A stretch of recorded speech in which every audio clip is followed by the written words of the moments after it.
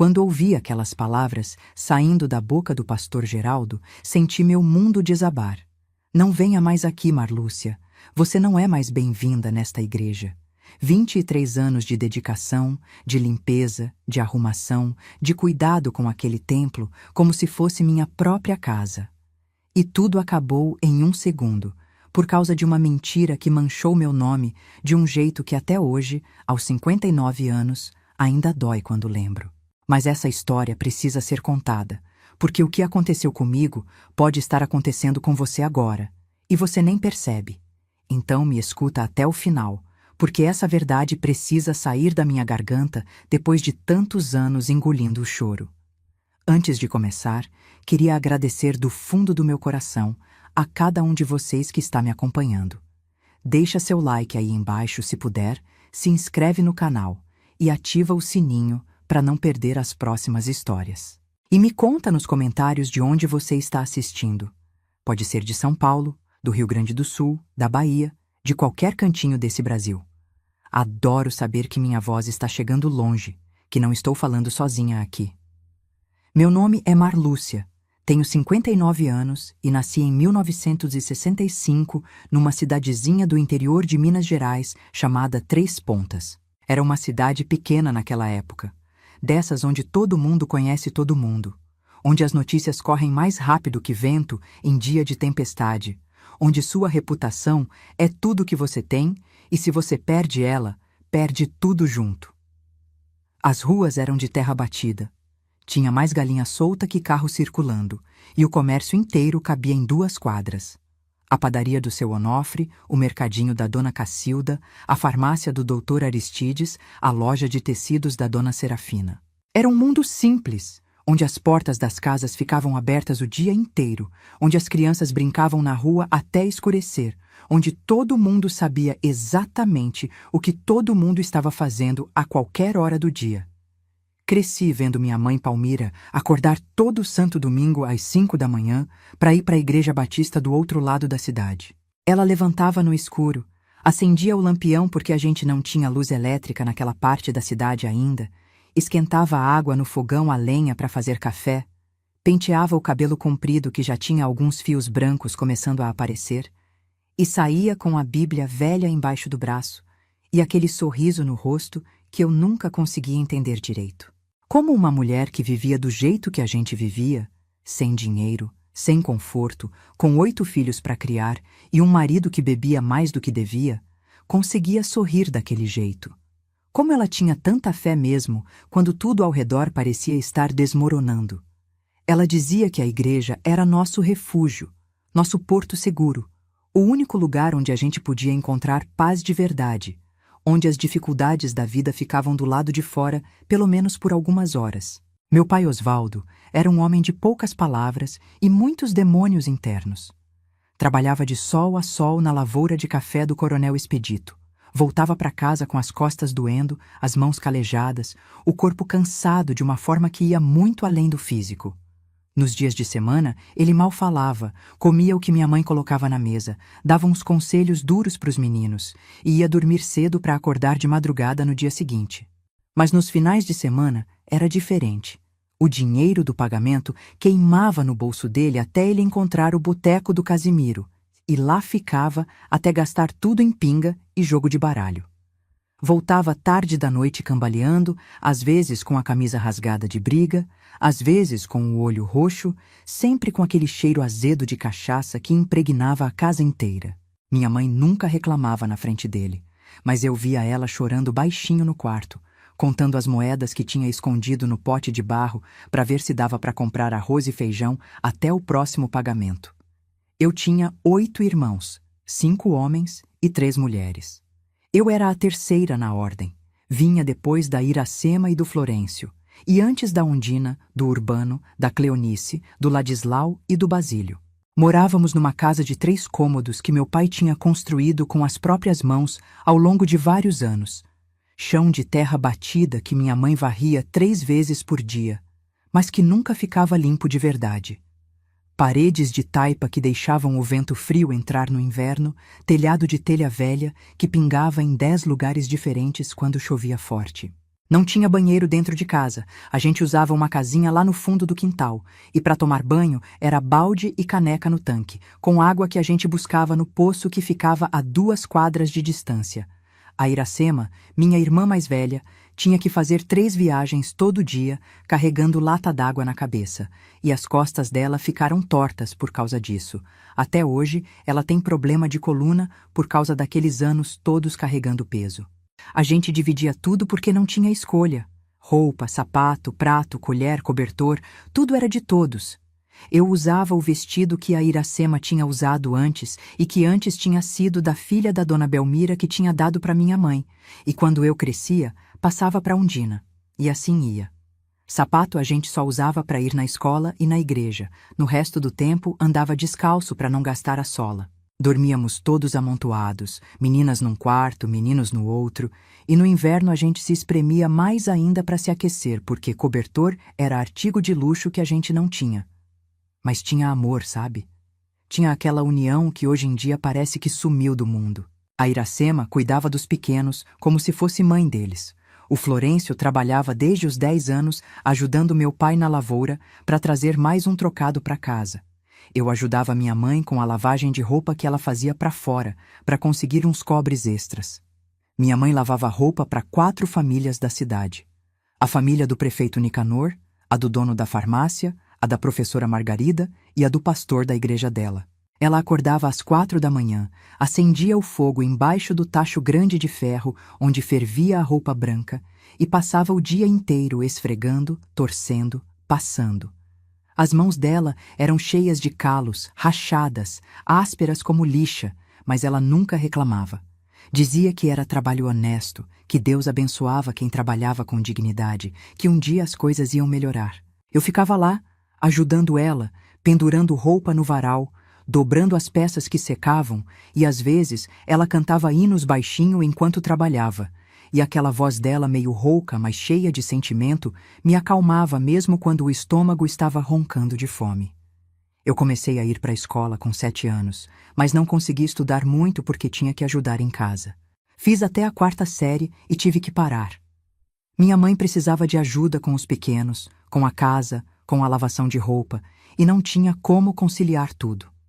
A professora Margarida até tentou convencer minha mãe a me deixar continuar.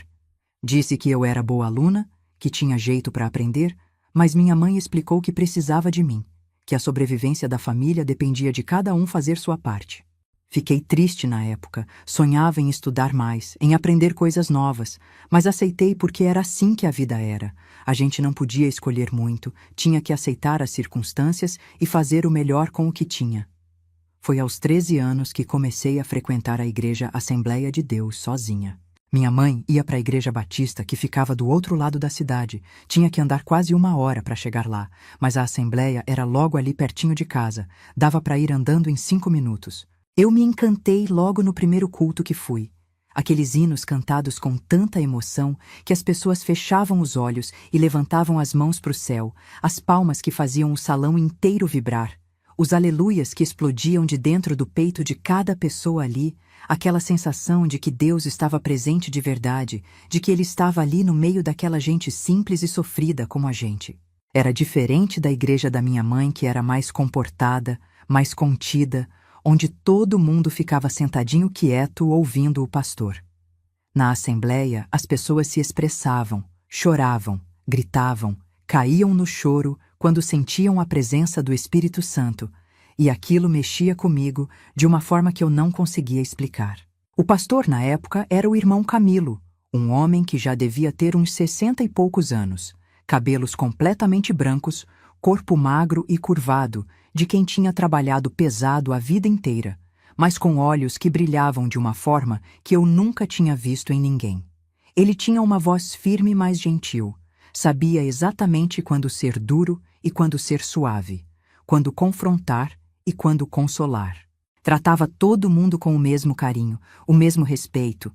Não importava se você era o homem mais rico da cidade ou o mais pobre, se você era branco ou preto, se você tinha estudo ou era analfabeto. Para ele, todo mundo era filho de Deus, todo mundo merecia ser ouvido, todo mundo tinha valor. Eu via ele conversando com o seu Tibúrcio, que era mendigo, e dormia debaixo da ponte, com a mesma atenção que conversava com o doutor Fausto, que era o advogado mais importante da região. O pastor Camilo tinha um jeito especial de pregar que prendia a gente do começo ao fim. Ele não gritava muito, não batia no púlpito, não fazia aquele showzinho que alguns pastores fazem para impressionar. Ele contava histórias da Bíblia como se tivesse estado lá, como se tivesse visto tudo acontecer, e aplicava aquelas histórias antigas na vida da gente de um jeito que fazia sentido. Quando ele falava sobre a mulher samaritana que Jesus encontrou no poço, eu via minha mãe naquela história. Uma mulher cansada, julgada, mas que encontrou esperança. Quando ele falava sobre o filho pródigo, eu pensava no meu pai que se perdia na bebida, mas que no fundo era um homem bom, tentando lidar com dores que não sabia expressar. E quando ele falava sobre perdão, sobre recomeço, sobre fé no meio da tempestade, eu sentia que aquelas palavras eram diretamente para mim, como se Deus estivesse falando através dele, só para me dar forças para continuar. Comecei a ir em todos os cultos, domingo de manhã, domingo de noite, terça-feira, quinta-feira, sábado quando tinha. Virei membro oficial da igreja aos 14 anos. Fui batizada nas águas num rio que ficava perto da cidade. E lembro até hoje da sensação daquela água gelada no meu corpo, do pastor Camilo falando aquelas palavras sobre morrer para o mundo e nascer de novo em Cristo, de emergir da água com a certeza absoluta de que minha vida tinha um propósito, de que Deus tinha um plano para mim mesmo, sendo eu quem eu era. Uma menina pobre, sem estudo, sem perspectiva, mas amada pelo Criador do universo. Aquele dia mudou minha vida de uma forma que é difícil explicar para quem nunca passou por isso. O pastor Camilo logo percebeu que eu era dedicada, que levava a sério aquilo tudo, que não estava ali só porque minha mãe mandava ou porque era costume. Ele começou a me dar pequenas responsabilidades: arrumar os inários antes do culto começar, varrer o salão depois que todo mundo ia embora, regar as plantas do jardim que tinha na frente da igreja. Eu fazia tudo com tanto cuidado, com tanto zelo, porque para mim não era só trabalho, era serviço para Deus, era minha forma de retribuir tudo o que ele tinha feito por mim. O pastor sempre me agradecia, sempre tinha uma palavra gentil, sempre me fazia sentir importante mesmo sendo eu uma menina insignificante, no meio de tanta gente. Foi nessa igreja que conheci o Aureliano em 1982, quando eu tinha 17 anos completos e ele 22. Ele era diácono. Tinha sido escolhido pelo pastor Camilo por ser um rapaz sério, trabalhador, temente a Deus. Não era bonito daquele jeito que vira cabeça na rua, era até meio feioso para falar a verdade. Baixinho, atarracado, com uma cicatriz na sobrancelha de um acidente que teve quando criança. Mas tinha um jeito honesto de olhar que me chamou a atenção desde o primeiro dia. Ele falava pouco, mas quando falava era sempre com propriedade, com sabedoria, com uma maturidade que os outros rapazes da igreja não tinham. Trabalhava como ajudante de pedreiro, acordava às 5 da manhã todos os dias, voltava para casa ao entardecer, coberto de cimento e suor, mas nunca faltava um culto, nunca deixava de cumprir suas obrigações na igreja, nunca reclamava da vida dura que levava. Ele começou a me olhar diferente uns 2 meses depois que a gente se conheceu. Não era nada descarado, nada que chamasse atenção, mas eu percebia aquele jeito dele ficar por perto quando eu estava arrumando os inários, aquele sorriso tímido quando nossos olhares se cruzavam, aquela vontade dele de me ajudar a carregar as cadeiras pesadas depois do culto. Demorou quase 3 meses até ele juntar coragem de falar comigo de verdade. Não só aqueles "boa noite, irmã" formais, mas uma conversa de verdade. Foi numa quinta-feira depois do culto de oração. Todo mundo já tinha ido embora e a gente ficou arrumando o salão como sempre. Ele parou do nada no meio do trabalho, limpou a garganta nervoso e disse: "Irmã Marlúcia, eu queria pedir uma coisa para o senhor. Será que posso conversar com seu pai?" Meu coração disparou. Eu sabia o que aquilo significava. Quando um rapaz pedia para conversar com o pai de uma moça, era pedido de namoro. Fiquei vermelha, não conseguia olhar nos olhos dele, fiquei mexendo nas mãos sem saber o que dizer. Ele continuou: "Eu sei que sou humilde, que não tenho muito para oferecer, mas sou trabalhador, tenho meu emprego fixo, sou homem de Deus, E prometo cuidar da senhorita com todo o respeito que a senhorita merece. A gente não se chamava de você naquela época. Era tudo senhorita, senhor, num respeito que hoje em dia não existe mais. Eu disse que sim, que ele podia falar com meu pai, e passei a semana inteira num nervosismo danado esperando por aquela conversa. Meu pai, apesar de todos os problemas com a bebida, era criterioso quando o assunto era casamento das filhas. Ele recebeu o Aureliano numa sexta-feira à noite, mandou ele sentar na única cadeira boa que a gente tinha na sala e fez um interrogatório que durou mais de 1 hora. Perguntou sobre o trabalho dele, quanto ganhava, se tinha dívida, se bebia, se fumava, quais eram as intenções dele comigo, se era homem de palavra. O Aureliano respondeu tudo com honestidade, sem tentar se fazer maior do que era, sem inventar nada. Disse que ganhava pouco, mas que era suficiente para sustentar uma família simples, que não bebia nem fumava, que suas intenções eram sérias e que queria casar comigo quando chegasse a hora certa. Meu pai ficou em silêncio por uns minutos que pareceram uma eternidade e finalmente disse: "Tá certo, rapaz, pode namorar minha filha. Mas quero tudo no respeito, tudo certinho, nada de safadeza." Começamos a namorar no respeito mesmo, como era de se esperar de um casal de crentes. A gente se via nos cultos, sentava um do lado do outro durante o sermão, mas sempre com distância respeitosa, nunca se tocando além de um cumprimento de mão. Aos domingos, depois do culto da manhã, ele ia lá em casa, sentava na sala sob os olhares atentos da minha mãe, que ficava indo e vindo da cozinha, mas na verdade estava de olho na gente, e a gente conversava sobre tudo, sobre nossos sonhos, nossos planos, sobre como queríamos construir uma família abençoada por Deus. Ele me falava sobre a casa que queria construir um dia, simples, mas nossa, onde a gente pudesse criar nossos filhos longe das dificuldades que a gente tinha passado. Eu falava sobre como queria ser uma boa esposa, cuidar da casa, educar os filhos nos caminhos do Senhor. O pastor Camilo acompanhava nosso namoro de perto, sempre dando conselhos, sempre zelando para que tudo corresse dentro dos princípios cristãos.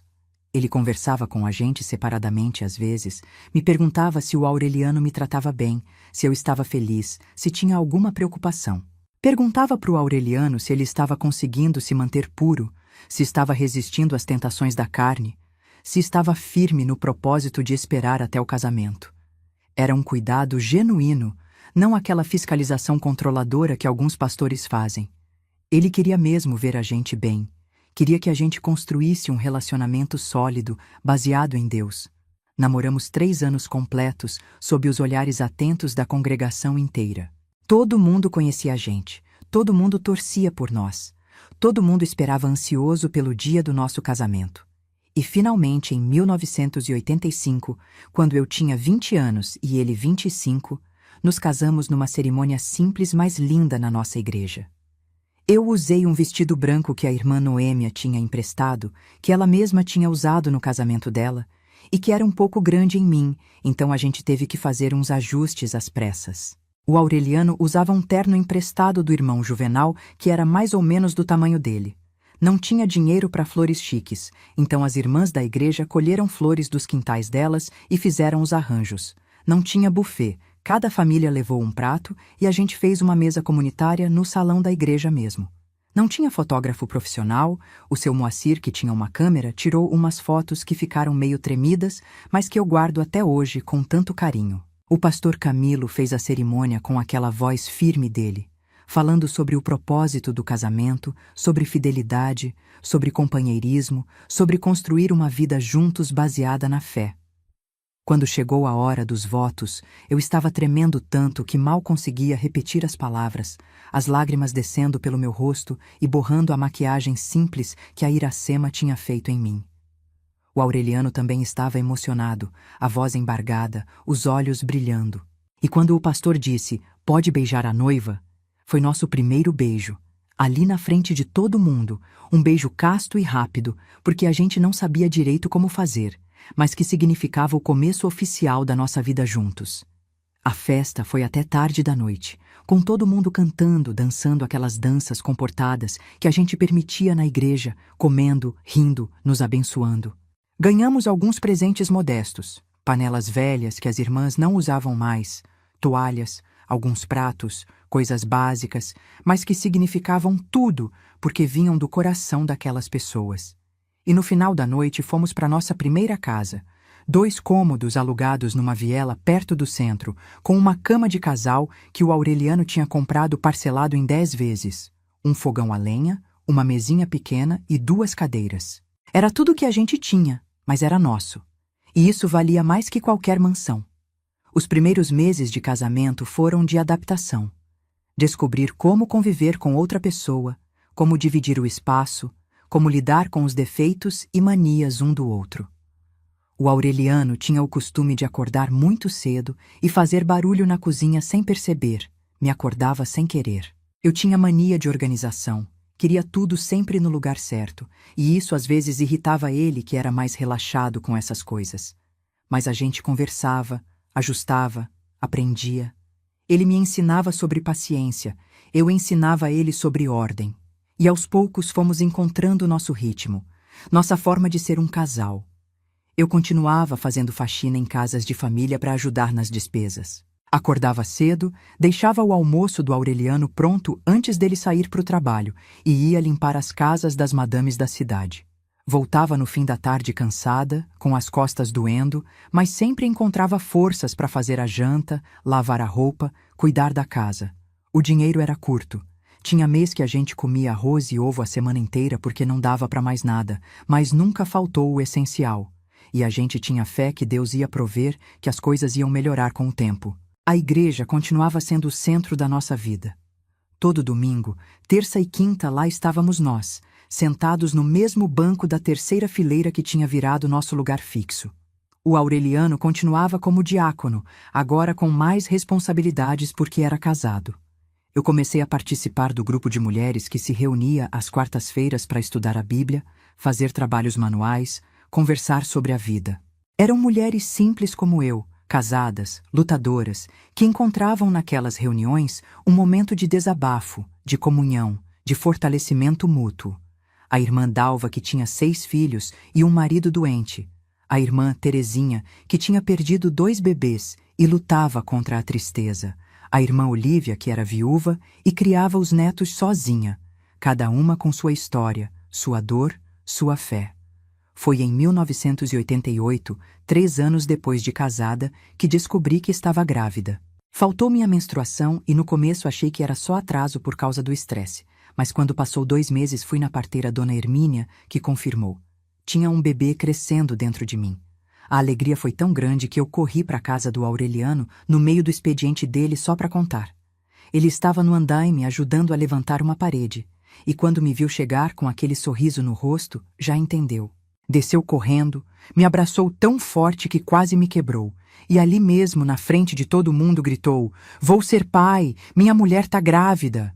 Os outros pedreiros bateram palma, gritaram parabéns, e aquele momento de alegria pura ficou gravado na minha memória para sempre. A gravidez foi tranquila, apesar das dificuldades financeiras. Enjoo eu tive muito nos primeiros meses. Não conseguia olhar para a comida, que já vinha a náusea. Perdi peso, em vez de ganhar. Mas depois do 4º mês, melhorou.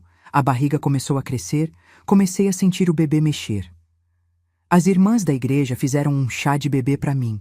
Cada uma levou alguma coisa, fralda de pano que a gente lavava e reutilizava, roupinha que os filhos delas não usavam mais, alguns produtos de higiene. A irmã Zuleika, que sabia costurar, fez um enxoval inteiro para mim de graça. Trabalhou durante semanas nas horinhas vagas que tinha. O pastor Camilo orava por mim todo culto. Pedia proteção sobre aquela criança que estava por vir. O Venâncio nasceu numa madrugada de agosto, depois de 12 horas de trabalho de parto em casa com a parteira Dona Hermínia. Foi a dor mais intensa que já senti na vida, uma dor que vinha em ondas cada vez mais fortes, que me fazia gritar e apertar a mão do Aureliano até ele ficar roxo. Mas quando ouvi aquele choro pela primeira vez, quando a parteira colocou aquele serzinho pequeno e molhado no meu peito, tudo valeu a pena. Tudo. Cada contração, cada grito, cada lágrima, tudo tinha valido a pena para ter aquele milagre ali nos meus braços. O Aureliano chorou igual criança, ficou olhando para o filho com uma expressão de puro êxtase, de quem não acredita que algo tão perfeito pode ter saído dele. Os primeiros meses com bebê são difíceis para qualquer mãe de primeira viagem. Noites sem dormir porque o Venâncio chorava de cólica, seios rachados de tanto amamentar, cansaço de um nível que eu nem sabia que existia. Mas ao mesmo tempo era a coisa mais gratificante do mundo. Ver aquele serzinho crescendo, ganhando peso, começando a sorrir, a reconhecer minha voz. O Aureliano era um pai presente dentro do possível. Chegava do trabalho cansado, mas pegava o menino no colo, brincava, cantava, dava banho. Muita gente ficava até surpresa, porque naquela época não era comum homem ajudar muito com criança, mas ele não ligava para o que falavam. Batizamos o Venâncio na igreja quando ele tinha 7 meses. Foi numa manhã de domingo, o salão lotado como sempre, e lembro como se fosse hoje da emoção de ver meu bebê nos braços do pastor Camilo, todo vestidinho de branco com aquela roupinha que a irmã Zuleika tinha feito especialmente para a ocasião. O pastor orou sobre ele, pediu proteção, sabedoria, que Deus guiasse os passos daquela criança por toda a vida. Eu chorei durante a oração inteira, chorando de alegria, de gratidão, de esperança no futuro do meu filho. 2 anos depois, em 1990, nasceu a Georgina. Mais uma gravidez, mais um parto difícil, mais uma alegria imensa de ter nos braços uma filhinha linda. E 3 anos depois dela, veio o Plínio, completando nossa família. 3 crianças pequenas em casa, bagunça para todo lado, grito, choro, risada, correria. A casa que a gente alugava agora parecia minúscula, mal dava espaço para todo mundo. O Aureliano tinha conseguido um emprego melhor como mestre de obras, ganhava um pouco mais, e a gente começou a sonhar em comprar um terreno, construir nossa casa própria aos poucos. Parecia impossível, mas a gente tinha fé que um dia conseguiria. Eu continuava firme na igreja mesmo com 3 crianças pequenas para cuidar. Era uma ginástica levar todo mundo para o culto, banhar os 3, vestir, arrumar cabelo, fazer sacola com bolacha e brinquedinho para manter eles quietos durante a pregação. Chegava na igreja já exausta antes do culto começar, sentava lá na frente com aquela tropa toda e passava os próximos 60 minutos tentando manter eles comportados. Tinha domingo que não escutava quase nada do sermão, porque estava ocupada demais, apaziguando briga entre irmãos, trocando fralda do Plínio, levando a Georgina no banheiro. Mas eu não faltava, não desistia, porque aquilo era importante para mim. Era o que dava sentido à minha vida. As irmãs da igreja me ajudavam sempre que podiam. A irmã Dalva pegava o Venâncio no colo quando ele estava chorando e eu estava ocupada com os outros 2. A irmã Terezinha levava a Georgina para dar uma volta lá fora quando ela estava muito agitada. A irmã Olívia sempre tinha bala no bolso para distrair as crianças nos momentos críticos. Era uma rede de apoio, uma família que ia além do sangue, e isso me fazia sentir que eu não estava sozinha naquela loucura toda de criar 3 filhos pequenos com poucos recursos. Foi em 1995 que tudo começou a mudar. O pastor Camilo adoeceu em março daquele ano. Começou com uma tosse que não melhorava, foi para o médico e descobriu que era câncer no pulmão em estágio avançado. O médico deu 6 meses de vida para ele, mas o pastor Camilo durou apenas 4. Foi agonizante ver aquele homem que sempre tinha sido tão forte, tão cheio de vida, definhar daquele jeito. A cada domingo, ele estava mais magro, mais pálido, a voz ficando mais fraca, até que não conseguia mais pregar os sermões completos. Os diáconos assumiram as pregações, revezando entre eles, mas não era a mesma coisa. Faltava aquele calor, aquela sabedoria, aquele jeito especial que só o pastor Camilo tinha de fazer a palavra de Deus chegar no coração da gente. Eu ia visitar ele em casa com as crianças, levava uma sopinha que eu fazia e ele sempre me recebia com aquele sorriso mesmo estando sofrendo tanto. Segurava a mão do Venâncio, que tinha 7 anos, e dizia: "Você vai ser um homem de Deus, menino, eu profetizo isso sobre sua vida." Fazia carinho na Georgina, que tinha 5, e dizia: "Essa menina tem o dom de servir, eu vejo isso nela." E pegava o Plínio de 2 anos no colo mesmo sem ter forças, só para sentir aquela vida nova, aquela inocência que contrastava tanto com a morte que estava chegando para ele. Quando ele faleceu foi em julho, numa terça-feira de madrugada. A esposa dele, Dona Genoveva, ligou para alguns membros da liderança avisando, e em questão de horas, a notícia tinha se espalhado pela cidade inteira. O velório foi no salão da própria igreja, porque a funerária da cidade era pequena demais para comportar toda aquela gente que queria se despedir dele. Veio gente de todo lugar, de outras igrejas, de outras cidades, gente que tinha sido abençoada pelo ministério dele ao longo de tantos anos. Tinha fila na porta esperando para entrar, e dentro do salão não tinha onde botar mais uma pessoa. Eu fui com o Aureliano e as crianças, e quando cheguei perto do caixão e vi aquele homem que eu tanto amava e respeitava ali deitado, tão quieto, tão diferente, desabei. Chorei tanto que fiquei rouca. Chorei por ele, pela esposa dele que tinha ficado viúva, pela igreja que tinha ficado órfã, por mim que tinha perdido um pai espiritual. O Aureliano tentava me consolar, mas ele mesmo estava chorando. Todo mundo ali estava chorando. Era uma dor coletiva que tomava conta daquele espaço. O enterro foi no dia seguinte, e metade da cidade compareceu. O cortejo saiu da igreja e foi até o cemitério que ficava a uns 2 quilômetros dali, e tinha tanta gente acompanhando que parecia procissão. Cantaram hinos durante todo o caminho, hinos que o pastor Camilo amava, que ele tinha cantado tantas vezes durante sua vida. Quando baixaram o caixão e começaram a jogar terra em cima, senti como se estivessem encerrando uma era, como se algo precioso tivesse acabado e nunca mais fosse voltar. E de certa forma, era isso mesmo. Aquela igreja que a gente conhecia, aquele jeito de ser comunidade, aquele cuidado genuíno uns com os outros, tudo aquilo ia mudar. A gente só não sabia ainda o quanto. Ficamos 3 meses sem pastor fixo. Vários pregadores visitantes vieram assumir os cultos de domingo, cada um com seu estilo, seu jeito de pregar, mas nenhum ficava. A liderança da denominação estava procurando alguém para assumir de forma permanente, e enquanto isso, a igreja ia meio que no piloto automático. Os diáconos cuidavam da administração, as irmãs cuidavam da limpeza e organização, os grupos continuavam se reunindo, mas faltava aquela figura central, aquela liderança espiritual que mantinha tudo coeso. Começaram a aparecer algumas divisões que antes o pastor Camilo conseguia mediar.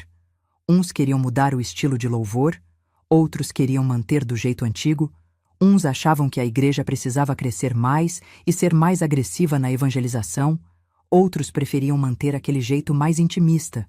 Eram pequenas rachaduras que iam se formando na estrutura, nada grave ainda. Mas a gente percebia que as coisas não estavam tão harmoniosas quanto antes. Foi em agosto de 1995 que o pastor Geraldo chegou. Lembro do domingo que ele foi apresentado para a congregação. Um homem alto, forte, devia ter uns 40 e poucos anos, cabelo preto bem penteado com gel, terno cinza bem cortado, que contrastava com os ternos simples e meio largos que o pastor Camilo usava. Ele subiu no púlpito com uma presença imponente, abriu a Bíblia com um gesto teatral e começou a pregar sobre vitória, sobre prosperidade, sobre como Deus queria nos abençoar, mas a gente precisava estar preparado para receber as bênçãos. Falava alto, gesticulava muito, andava de um lado para o outro do púlpito, usava exemplos da vida moderna que a gente não estava acostumado a ouvir na igreja. Falou sobre carros, sobre casas, sobre negócios, sobre como a fé precisava se manifestar em conquistas materiais também.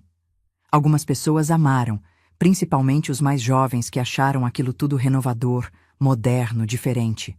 Outras ficaram desconfortáveis, principalmente os mais velhos que estavam acostumados com o estilo mais sóbrio do pastor Camilo. Ele veio de Belo Horizonte, de uma igreja grande que tinha mais de 1000 membros, com estrutura profissional, banda de louvor com instrumentos modernos, sistema de som potente.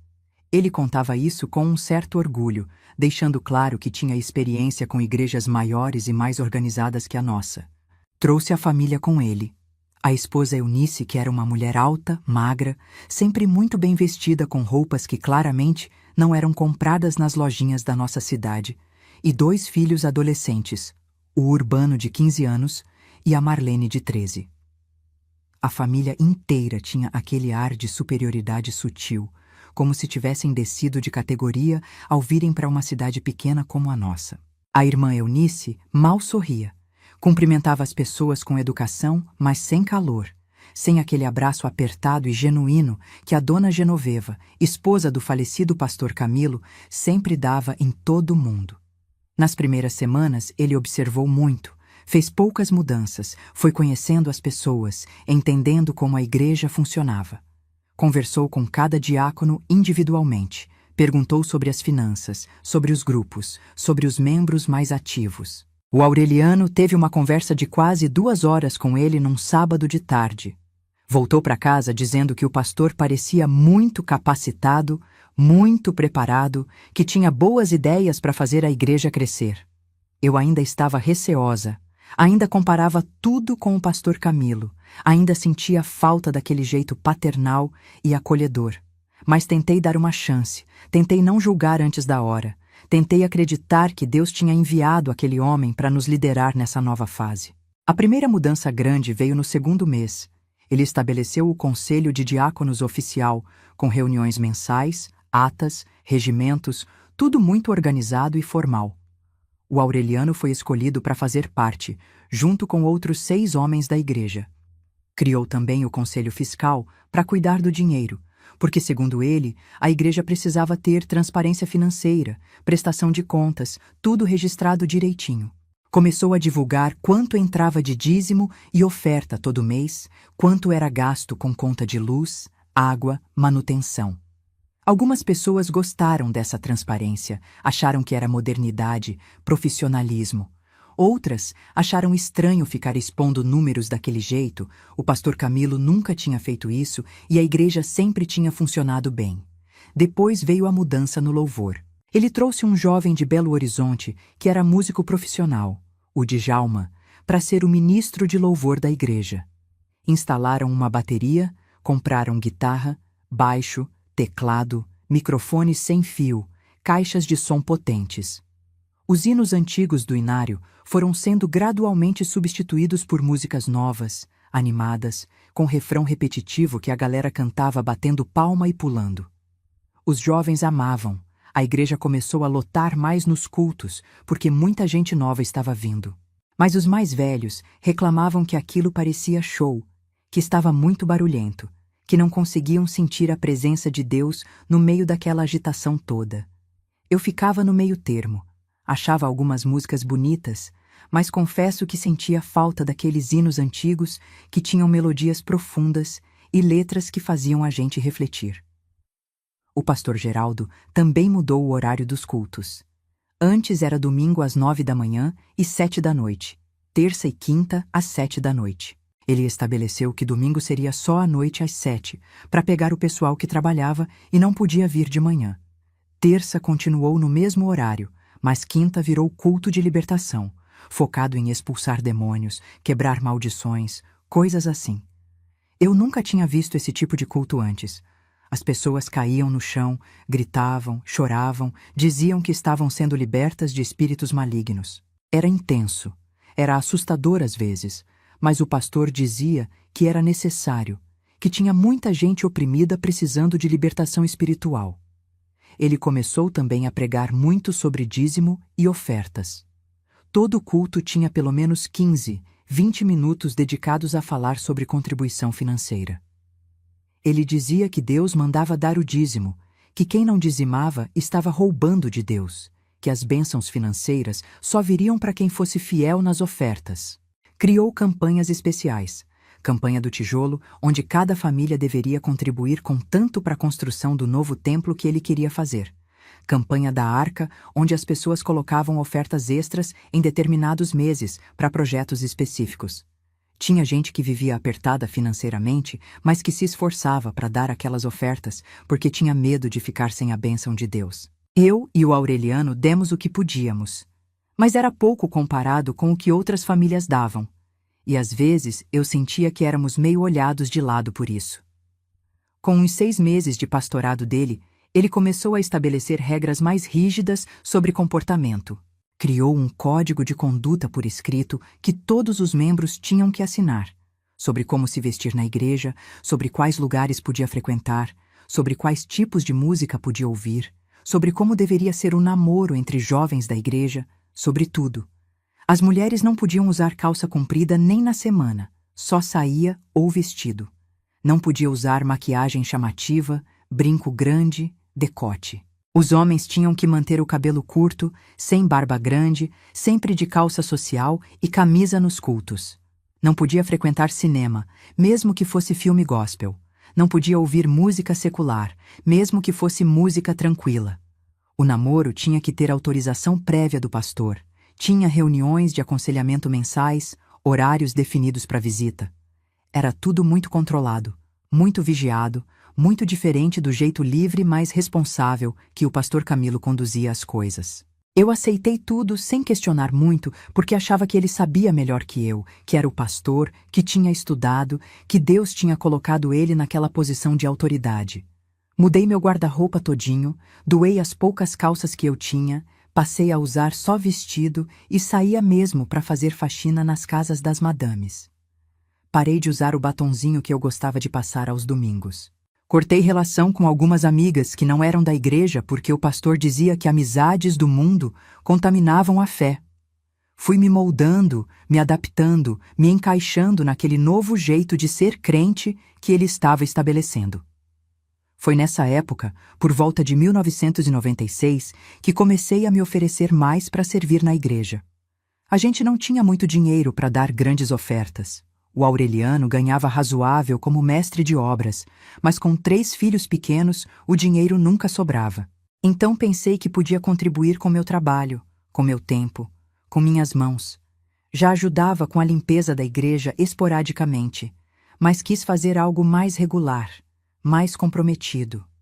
Procurei o pastor Geraldo depois de um culto e me ofereci para cuidar da limpeza do templo de forma fixa, 2 ou 3 vezes por semana.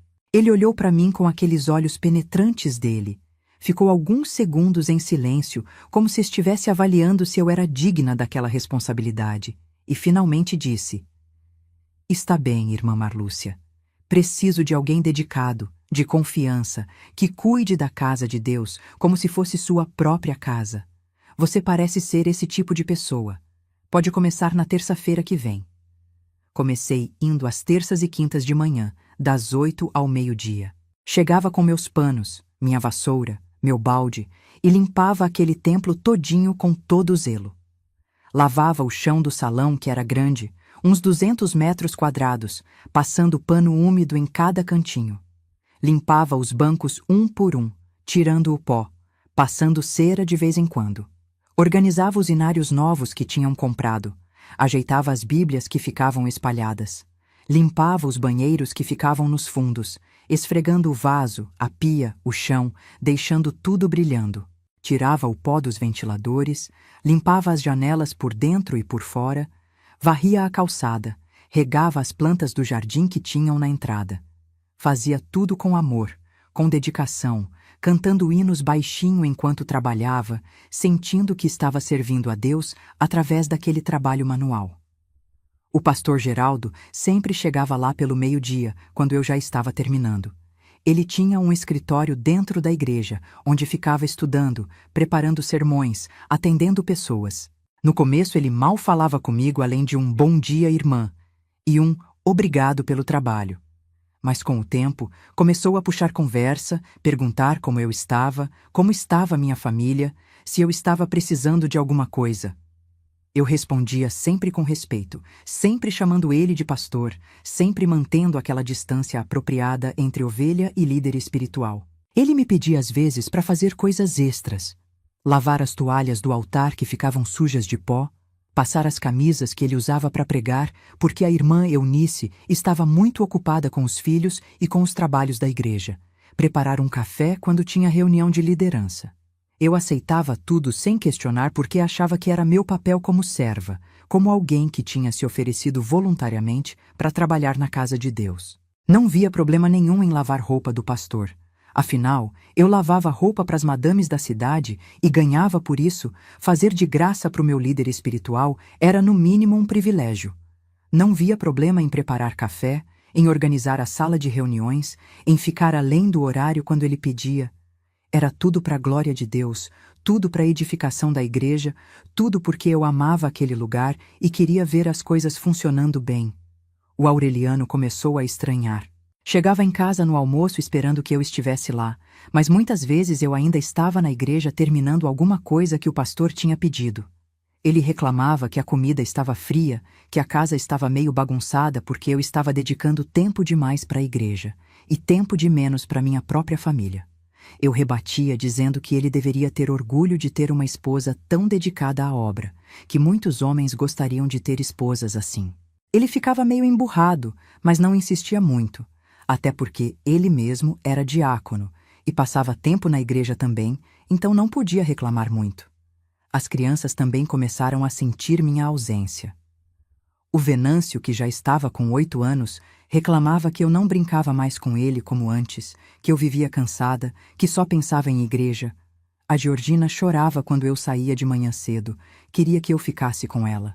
O Plínio, que tinha só 3 anos, ficava grudado na minha saia quando eu estava em casa, como se tivesse medo que eu fosse embora e não voltasse mais.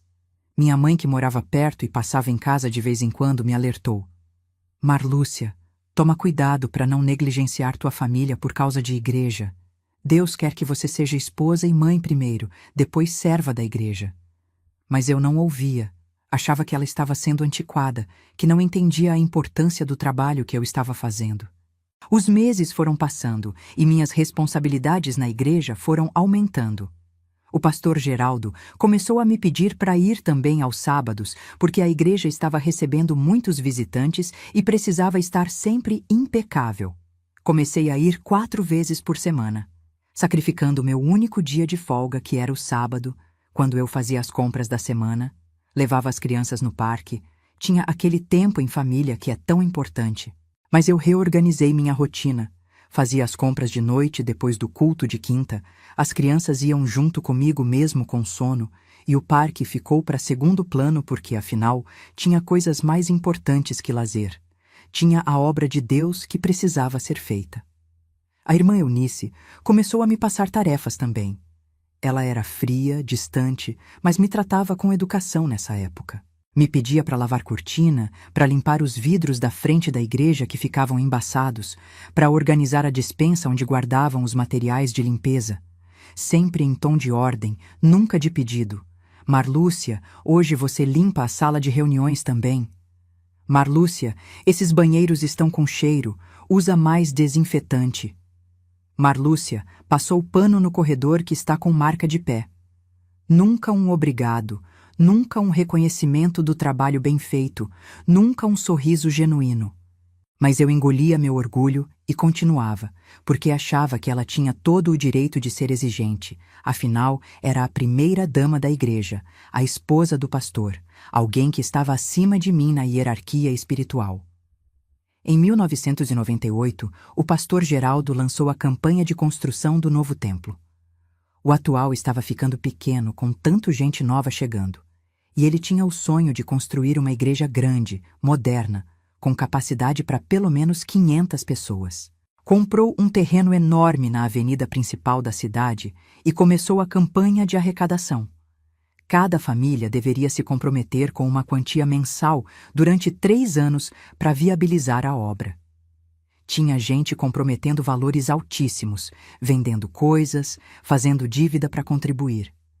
Eu e o Aureliano nos comprometemos com o que dava. R$ 100 por mês, que era pouco perto do que outros davam, mas era o que cabia no nosso orçamento apertado. O pastor começou a fazer reuniões especiais com as famílias que mais contribuíam. Chamava de Círculo de Honra, ou coisa parecida.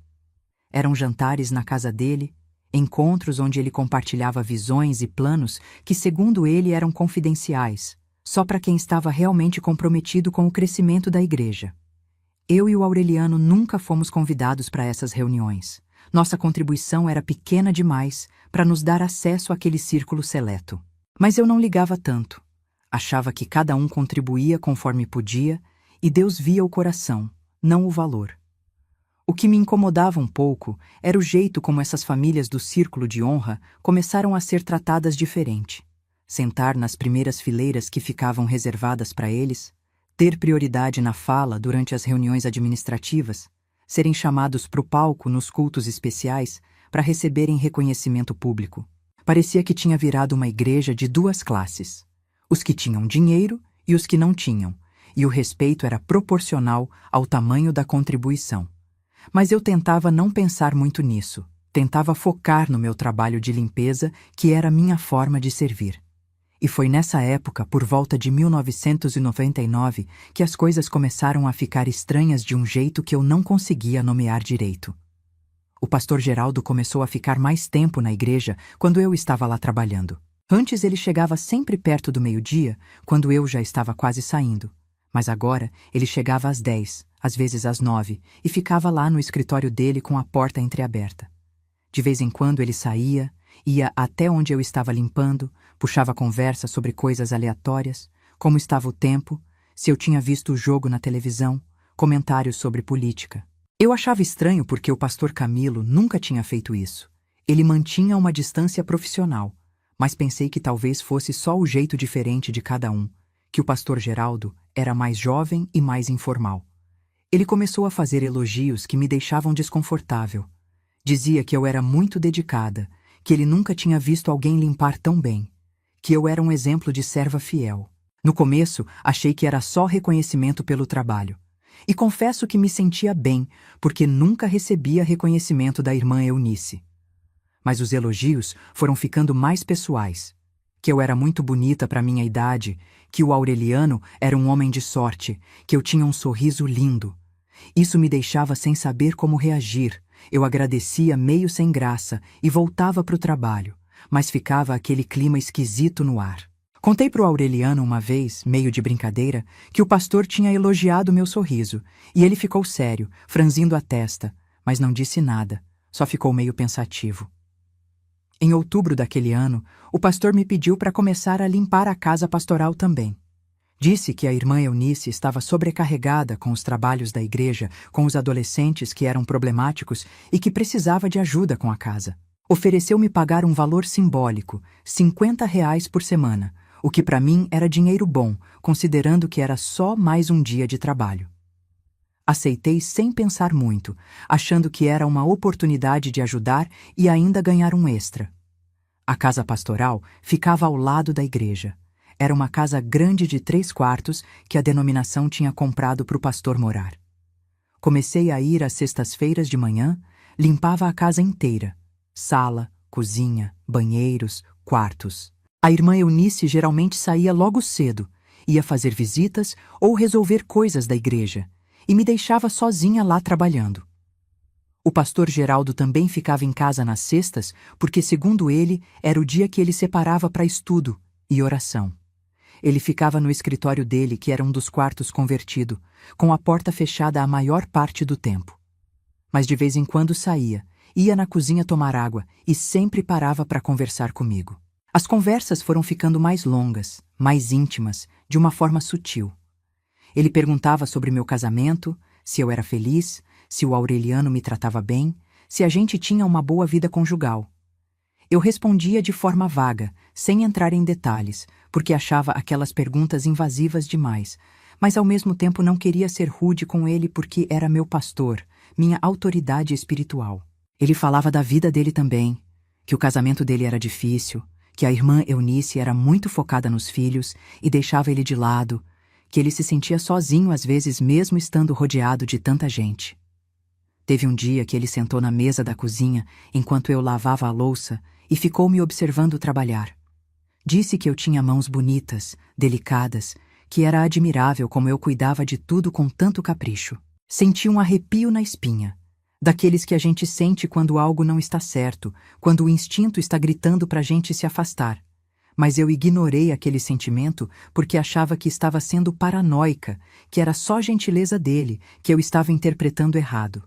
Terminei a louça rapidinho, inventei que precisava ir embora mais cedo porque tinha compromisso, e saí de lá com o coração acelerado sem entender direito por quê. Contei para minha mãe sobre aquele episódio quando fui visitar ela num domingo. Ela me olhou com aqueles olhos sábios dela, que tinham visto tanta coisa na vida. Segurou minhas mãos e disse: "Minha filha, toma cuidado. Homem é homem, pastor ou não. Você está se colocando numa situação perigosa ficando sozinha com ele daquele jeito. O diabo procura brechas, e você está abrindo uma brecha grande. Fiquei ofendida na hora. Disse que ela estava sendo absurda, que o pastor era homem de Deus, que jamais faria algo inadequado, que ela estava colocando maldade onde não tinha. Ela só balançou a cabeça e disse: "Eu avisei. Espero estar errada, mas eu avisei." Saí de lá irritada, achando que ela estava vendo problema onde não existia. Mas as coisas continuaram ficando estranhas. O pastor começou a me mandar mensagens no celular. Naquela época, celular já estava ficando mais comum. Eu tinha ganhado um aparelho simples do Aureliano no aniversário. As mensagens eram sempre sobre trabalho no começo. "Amanhã não precisa limpar o escritório, vou estar usando ele o dia todo. Pode chegar um pouco mais tarde na sexta", coisas assim. Mas foram evoluindo para mensagens mais pessoais. "Estava pensando em você hoje durante a oração. Obrigado por ser tão dedicada, você é especial. Deus te abençoe ricamente por tudo que faz." Eu respondia sempre de forma curta e formal, mas ele continuava mandando, às vezes à noite, às vezes de madrugada. O Aureliano viu uma vez, perguntou por que o pastor estava mandando mensagem àquela hora, e eu disse que era sobre trabalho da igreja. Ele não pareceu convencido, mas não insistiu. A situação chegou num ponto crítico, numa sexta-feira de dezembro, perto do Natal de 1999. Eu estava na casa pastoral limpando como sempre. A irmã Eunice tinha saído para fazer compras para o almoço de Natal da igreja, e o pastor estava no escritório. Eu estava passando pano na sala quando ele saiu e sentou no sofá. Me chamou para sentar e conversar um pouco. Disse que não, que precisava terminar o trabalho, mas ele insistiu. Disse que era só 5 minutinhos, que queria falar uma coisa importante comigo. Sentei na ponta do sofá, mantendo distância, com o pano de chão ainda na mão. Ele começou a falar sobre como era grato por mim, como eu era importante para o funcionamento da igreja, como ele não sabia o que faria sem mim, e então, do nada, colocou a mão no meu joelho. Gelei completamente. Olhei para a mão dele no meu joelho, olhei para o rosto dele que tinha uma expressão que eu nunca tinha visto antes, uma mistura de desejo e oportunismo, e senti náusea. Me levantei num pulo, derrubando o balde de água suja que estava do meu lado, e disse com a voz tremendo: "Pastor, isso não está certo. Eu preciso ir embora." Ele também se levantou, tentou me acalmar, disse que eu tinha entendido errado, que era só um gesto de carinho fraternal, que eu estava sendo dramática. Mas eu vi nos olhos dele que não tinha sido isso, que a intenção era outra, e aquilo me assustou profundamente. Peguei minhas coisas e saí correndo daquela casa, nem limpei a água que tinha derramado. Só queria sair dali o mais rápido possível. Cheguei em casa tremendo, chorando, confusa. O Aureliano ainda não tinha voltado do trabalho, as crianças estavam na escola. Sentei na cozinha e fiquei ali tentando processar o que tinha acontecido. Será que eu tinha entendido errado mesmo? Será que era só um gesto inocente e eu que estava com a cabeça poluída? Mas não. Eu sabia que não era. Eu tinha visto aquele olhar, tinha sentido a intenção naquele toque. O homem que eu respeitava como líder espiritual, que eu via como representante de Deus, tinha acabado de cruzar uma linha que nunca deveria ter sido cruzada. E o pior, eu estava sozinha naquilo. Não podia contar para ninguém, porque quem ia acreditar em mim contra a palavra dele? Ele era o pastor, respeitado, admirado, homem de Deus. Eu era só uma faxineira, uma ovelha comum, ninguém importante. Pensei em contar para o Aureliano quando ele chegasse, mas tive medo da reação dele. Ele podia confrontar o pastor, causar um escândalo, ou pior, podia duvidar de mim, achar que eu tinha provocado de alguma forma. Decidi ficar quieta, apenas parar de trabalhar na casa pastoral. Mandei uma mensagem para o pastor dizendo que não poderia mais limpar a casa dele porque estava com muito serviço nas casas das madames e não dava para conciliar. Ele respondeu na mesma hora: "Que pena, irmã Marlúcia. Mas entendo. Então continuamos com a limpeza da igreja normalmente?" Respondi que sim, porque afinal a igreja era diferente, tinha gente indo e vindo, era menos arriscado. Mas as coisas mudaram entre nós depois daquilo. Ele ficou mais frio comigo, menos gentil, parou com os elogios. As mensagens no celular cessaram completamente. E eu percebia ele me olhando de um jeito diferente durante os cultos, um misto de ressentimento e algo que parecia quase ameaçador. Comecei a ficar desconfortável na igreja, aquele lugar que tinha sido meu refúgio por tantos anos começou a parecer perigoso. Mas eu não podia sair, não podia parar de frequentar, porque isso ia levantar perguntas, ia fazer as pessoas falarem. Então continuei indo, continuei limpando, continuei servindo, mas com aquele peso no peito, aquele medo constante de que algo pior fosse acontecer. Foi em março de 2000 que começaram os rumores. Não sei quem começou, nunca descobri a origem exata, mas de repente tinha gente cochichando pelos cantos. Eu passava por um grupo de irmãs conversando e elas ficavam em silêncio, me olhavam de um jeito estranho, esperavam eu me afastar para continuar a conversa. No começo, achei que era impressão minha, que eu estava paranoica depois daquele episódio com o pastor. Mas foi ficando cada vez mais evidente que tinha algo acontecendo, algo sendo dito sobre mim que eu não sabia o que era. Tentei puxar conversa com algumas irmãs mais próximas, mas elas desviavam o assunto. Diziam que não era nada, que era coisa da minha cabeça. A irmã Clarice, aquela senhora de 70 anos que frequentava a igreja desde sempre, foi quem teve coragem de me contar.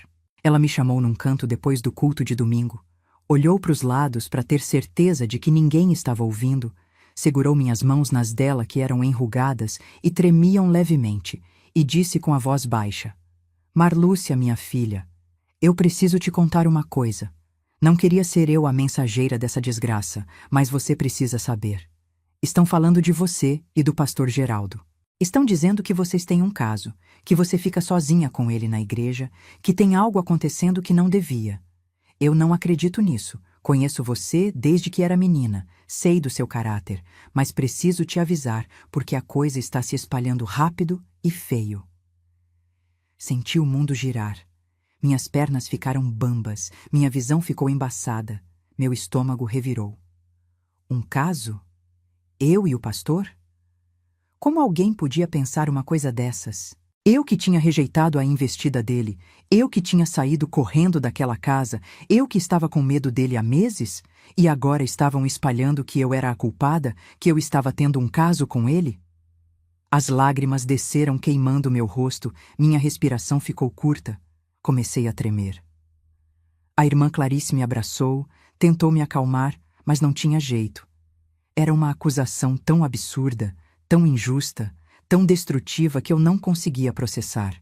Perguntei para ela quem estava falando, quem tinha começado, mas ela disse que não sabia ao certo, que quando ela ficou sabendo já estava circulando há semanas, que várias pessoas já estavam comentando. Consegui me recompor um pouco, agradeci à irmã Clarice por ter me contado e saí dali direto para casa. Não esperei o Aureliano que tinha ficado conversando com outros diáconos. Andei rápido pelas ruas da cidade, a cabeça explodindo com 1000 pensamentos ao mesmo tempo. Como isso tinha acontecido? Quem tinha começado essa mentira? Por quê? Será que tinha sido o próprio pastor, numa forma distorcida de se vingar por eu ter rejeitado ele? Ou tinha sido alguém que tinha visto a gente conversando e interpretou errado? Ou pior, será que a irmã Eunice tinha desconfiado de algo e estava espalhando para me afastar do marido dela? Não fazia sentido nada, mas ao mesmo tempo fazia todo sentido. Pessoas adoram um escândalo, adoram uma fofoca, e quanto mais absurda, melhor. Cheguei em casa e tranquei na porta do quarto. As crianças estavam vendo televisão na sala, não perceberam meu estado. Fiquei ali deitada na cama, olhando para o teto, tentando decidir o que fazer. Deveria confrontar o pastor? Deveria contar a verdade para o Aureliano sobre o que tinha acontecido naquela sexta-feira? Deveria reunir as irmãs e explicar minha versão? Ou deveria simplesmente ignorar, deixar passar, esperar que esquecessem? Mas eu sabia que boato não morre fácil assim, principalmente numa cidade pequena onde todo mundo conhece todo mundo e onde a reputação de uma pessoa é tudo o que ela tem. O Aureliano chegou meia hora depois, entrou no quarto e me encontrou ainda deitada. Perguntou se eu estava doente, se tinha acontecido algo. Sentei na cama, sequei as lágrimas que ainda escorriam e contei tudo.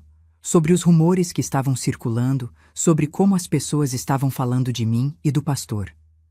Não contei sobre aquela sexta-feira, sobre o toque inapropriado, sobre a investida dele. Tive medo da reação do Aureliano, medo que ele achasse que eu tinha provocado, que tinha dado corda, que era culpada de alguma forma.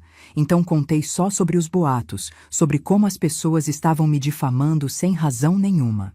A reação dele me cortou mais fundo do que as próprias acusações. Ele não me abraçou, não disse que acreditava em mim, não ficou indignado pela injustiça. Ele ficou em silêncio, andando de um lado para o outro do quarto, passando a mão no cabelo repetidas vezes, como fazia quando estava nervoso ou pensando em algo difícil. E depois de uns minutos que pareceram horas, ele parou, olhou para mim e disse com uma voz baixa, mas firme: Marlúcia, você tem passado tempo demais naquela igreja, sozinha com o pastor. Eu sempre achei estranho, mas não quis falar nada, porque você ia ficar brava. Agora veja no que deu. Mesmo que não tenha acontecido nada, e eu quero acreditar que não aconteceu, você deu motivo para falarem. Você foi imprudente. Não acreditei no que estava ouvindo. Meu próprio marido estava me culpando. Estava dizendo que era minha culpa as pessoas estarem mentindo sobre mim? Me levantei da cama num impulso, gritei com ele pela primeira vez em 15 anos de casamento. Como você pode dizer isso? Como você pode me culpar por algo que eu não fiz? Eu estava servindo a igreja, fazendo o trabalho que o pastor me pediu para fazer. Eu não fiz nada de errado. Ele gritou de volta. Mas as aparências importam, Marlúcia. Uma mulher casada passando tanto tempo sozinha com um homem, mesmo que seja o pastor, isso causa escândalo. Eu avisei você há meses que estava exagerando, mas você não quis ouvir. Ficamos ali gritando um com o outro, dizendo coisas duras, abrindo feridas. Ele estava magoado, eu percebia, não necessariamente porque acreditava nas acusações, mas porque sentia que eu tinha priorizado a igreja acima dele, acima dos filhos, acima da nossa família. E tinha razão nisso, eu tinha feito exatamente isso. Mas naquele momento eu não conseguia admitir. Estava defensiva demais, ferida demais, assustada demais. A discussão terminou com ele saindo batendo a porta e indo beber no boteco, coisa que ele não fazia há anos. E eu fiquei ali sozinha, chorando, sentindo meu mundo desmoronando pedaço por pedaço. Os dias seguintes foram um inferno. Cada vez que eu saía de casa sentia os olhares, ouvia os sussurros. Na padaria, no mercado, na farmácia, em todo lugar tinha gente comentando. Algumas pessoas viravam a cara quando me viam, outras olhavam com aquela cara de pena misturada com desprezo. Recebi telefonemas anônimos em casa. Alguém ligava e quando eu atendia desligava na minha cara. Isso aconteceu umas 5, 6 vezes. Recebi também uma carta anônima na caixa de correio com versículos bíblicos sobre adultério, sobre a mulher que trai o marido e traz vergonha para a família. Li aquilo tremendo de raiva e tristeza, rasguei a carta em pedacinhos pequenos e joguei no lixo. As crianças começaram a sofrer consequências também. O Venâncio chegou da escola um dia com o olho roxo porque tinha brigado com um colega que falou que a mãe dele era amante do pastor. A Georgina começou a ter crises de choro na escola. A professora mandou chamar para conversar. Disse que ela estava muito sensível, que chorava por qualquer coisa. O Plínio, com apenas 7 anos, começou a fazer xixi na cama de novo, depois de anos sem fazer. Meu coração se partia vendo meus filhos sofrendo por causa de uma mentira, por causa de uma injustiça que eles nem entendiam direito. Decidi que precisava fazer alguma coisa, que não podia simplesmente aceitar aquilo calada. Marquei uma conversa com o pastor Geraldo, mandei mensagem dizendo que precisava falar com ele urgentemente sobre os rumores. Ele respondeu que me receberia numa terça-feira de manhã no escritório da igreja.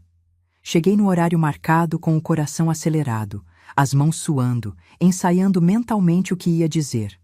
Entrei no escritório e ele estava sentado naquela cadeira de couro preta que tinha comprado com o dinheiro da igreja, mesa cheia de papéis, Bíblia aberta na frente dele como se tivesse estado estudando. Me olhou com uma expressão neutra, sem calor, sem aquele jeito gentil que tinha antes. Fez um gesto para eu sentar na cadeira em frente à mesa dele e ficou esperando eu começar a falar. Respirei fundo e disse que precisávamos conversar sobre os boatos que estavam circulando, que as pessoas estavam falando de nós dois, que minha reputação estava sendo destruída, que minha família estava sofrendo. Esperava que ele ficasse chocado, indignado, que dissesse que ia esclarecer tudo, que ia defender minha honra, que ia acabar com aquela mentira. Mas a reação dele foi completamente diferente do que eu imaginava. Ele se recostou na cadeira, cruzou os braços sobre o peito, me olhou com aqueles olhos frios e disse com uma voz que parecia mais irritada do que preocupada: "Pois é, Marlúcia, eu também já ouvi esses rumores. E sabe qual é o problema? Onde tem fumaça, tem fogo. As pessoas não inventam essas coisas do nada. Você tem dado motivo para falarem." Fiquei muda por alguns segundos, sem acreditar no que estava ouvindo. Ele estava me culpando? Estava dizendo que era minha culpa as pessoas estarem mentindo? Tentei argumentar. Disse que eu só estava fazendo o trabalho que ele mesmo tinha me pedido para fazer, que nunca tinha acontecido nada inapropriado entre nós, que ele sabia disso melhor do que ninguém. Ele suspirou, balançou a cabeça como se estivesse lidando com uma criança teimosa e continuou: "Veja bem, o problema é que você passou tempo demais sozinha comigo. Uma mulher casada não pode ficar tanto tempo sozinha com um homem que não é o marido, mesmo que esse homem seja o pastor. Isso causa escândalo, entende? As aparências importam. A Bíblia diz pra gente evitar até a aparência do mal." Senti uma raiva subindo do fundo do meu peito, uma raiva que eu nunca tinha sentido antes na vida. Esse homem estava distorcendo tudo. Estava fazendo parecer que eu tinha feito algo errado, quando na verdade tinha sido ele quem cruzou a linha. Ele quem tinha colocado a mão no meu joelho. Ele quem tinha mandado aquelas mensagens inapropriadas. Mas eu não podia dizer isso. Não podia acusá-lo abertamente porque ele ia negar. Ia dizer que eu estava inventando. E quem as pessoas iam acreditar? No pastor respeitado ou na faxineira desesperada?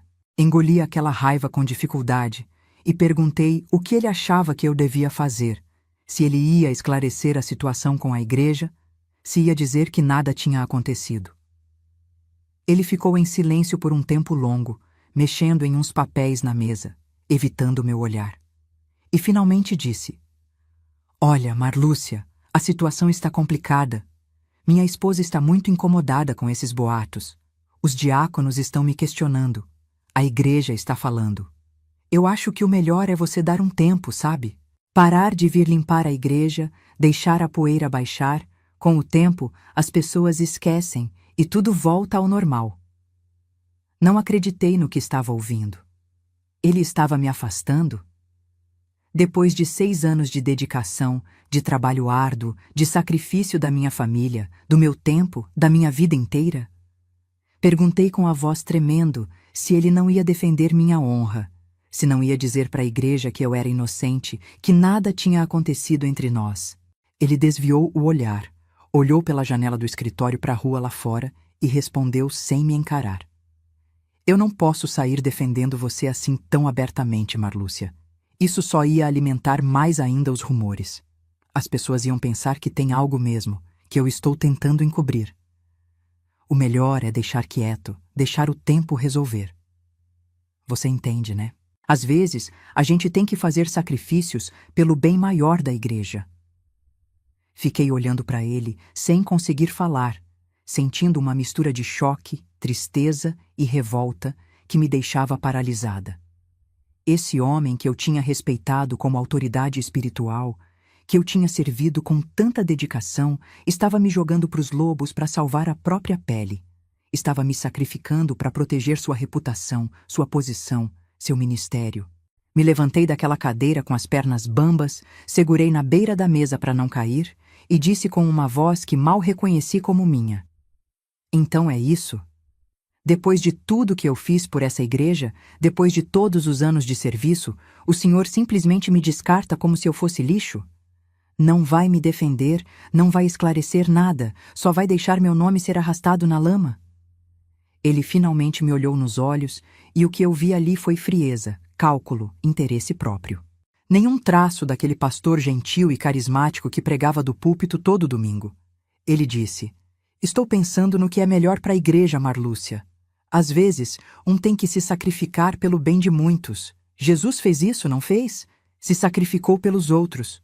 Você está sendo chamada a fazer o mesmo. Saí daquele escritório cambaleando, sem conseguir acreditar que ele tinha realmente comparado minha situação com o sacrifício de Jesus. Era uma blasfêmia, uma distorção grotesca da verdade. Mas era o que ele estava fazendo para justificar a covardia dele. Não voltei direto para casa, sentei num banco da pracinha em frente à igreja e fiquei ali por horas, olhando para o nada, tentando processar o que tinha acabado de acontecer.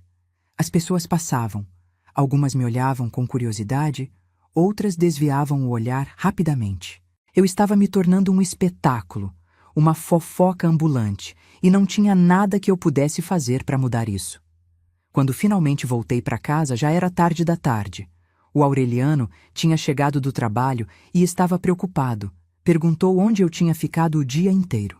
Contei sobre a conversa com o pastor, sobre como ele tinha se recusado a me defender, sobre como estava me afastando para proteger a própria imagem. Esperava que o Aureliano ficasse furioso, que quisesse confrontar o pastor, mas ele só suspirou fundo e disse: "Talvez seja melhor mesmo você se afastar por um tempo, deixar as coisas esfriarem." Olhei para ele incrédula. Meu próprio marido estava concordando com o pastor? Estava achando que eu devia me afastar, me esconder, aceitar aquela injustiça calada? Tentei argumentar, tentei fazer ele entender que se afastar era admitir culpa, era deixar que as mentiras vencessem, era desistir de lutar pela verdade. Mas ele estava cansado, eu percebia, cansado da situação toda, cansado dos olhares na rua, cansado das provocações que ele também estava recebendo no trabalho. Os colegas dele faziam piadinhas sobre marido corno, sobre mulher que trai com pastor, e isso estava corroendo ele por dentro. Ele queria que aquilo acabasse logo. E na cabeça dele, a forma mais rápida era eu me afastar mesmo. Sumir por um tempo, deixar as pessoas esquecerem. Naquela noite não consegui dormir. Fiquei olhando para o teto do quarto, ouvindo a respiração pesada do Aureliano do meu lado, que dormia de costas para mim pela primeira vez em anos, sentindo um vazio no peito que parecia um buraco negro sugando tudo que tinha dentro de mim. Minha fé, minha identidade, meu senso de propósito, tudo estava desmoronando. A igreja que tinha sido meu refúgio por mais de 20 anos agora era o lugar da minha vergonha. As pessoas que eu chamava de irmãos agora me olhavam com desprezo e desconfiança. O pastor que eu respeitava como homem de Deus tinha revelado ser apenas mais um homem fraco e covarde, protegendo seus próprios interesses.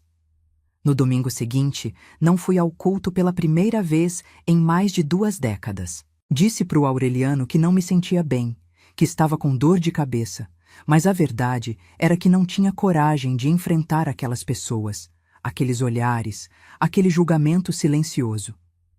Ele foi sozinho com as crianças, voltou no final da manhã e disse que várias pessoas tinham perguntado por mim, que o pastor tinha mandado saudações. Saudações. Como se nada tivesse acontecido, como se não tivesse acabado de destruir minha vida. Fiquei em casa aquele domingo inteiro, e o próximo, e o próximo. Semanas foram passando e eu continuava sem ir, inventando desculpas diferentes cada vez. Dor de cabeça, tontura, cansaço, qualquer coisa para não ter que encarar aquela situação.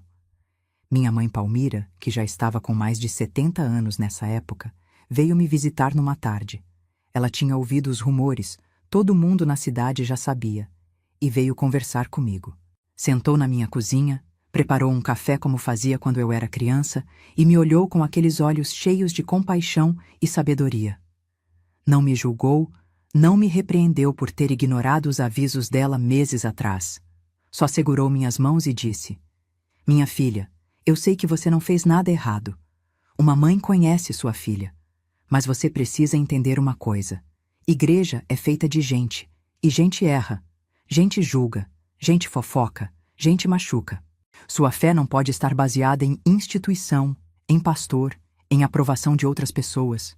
Sua fé tem que estar em Deus, direto, sem intermediários. E Deus sabe da verdade.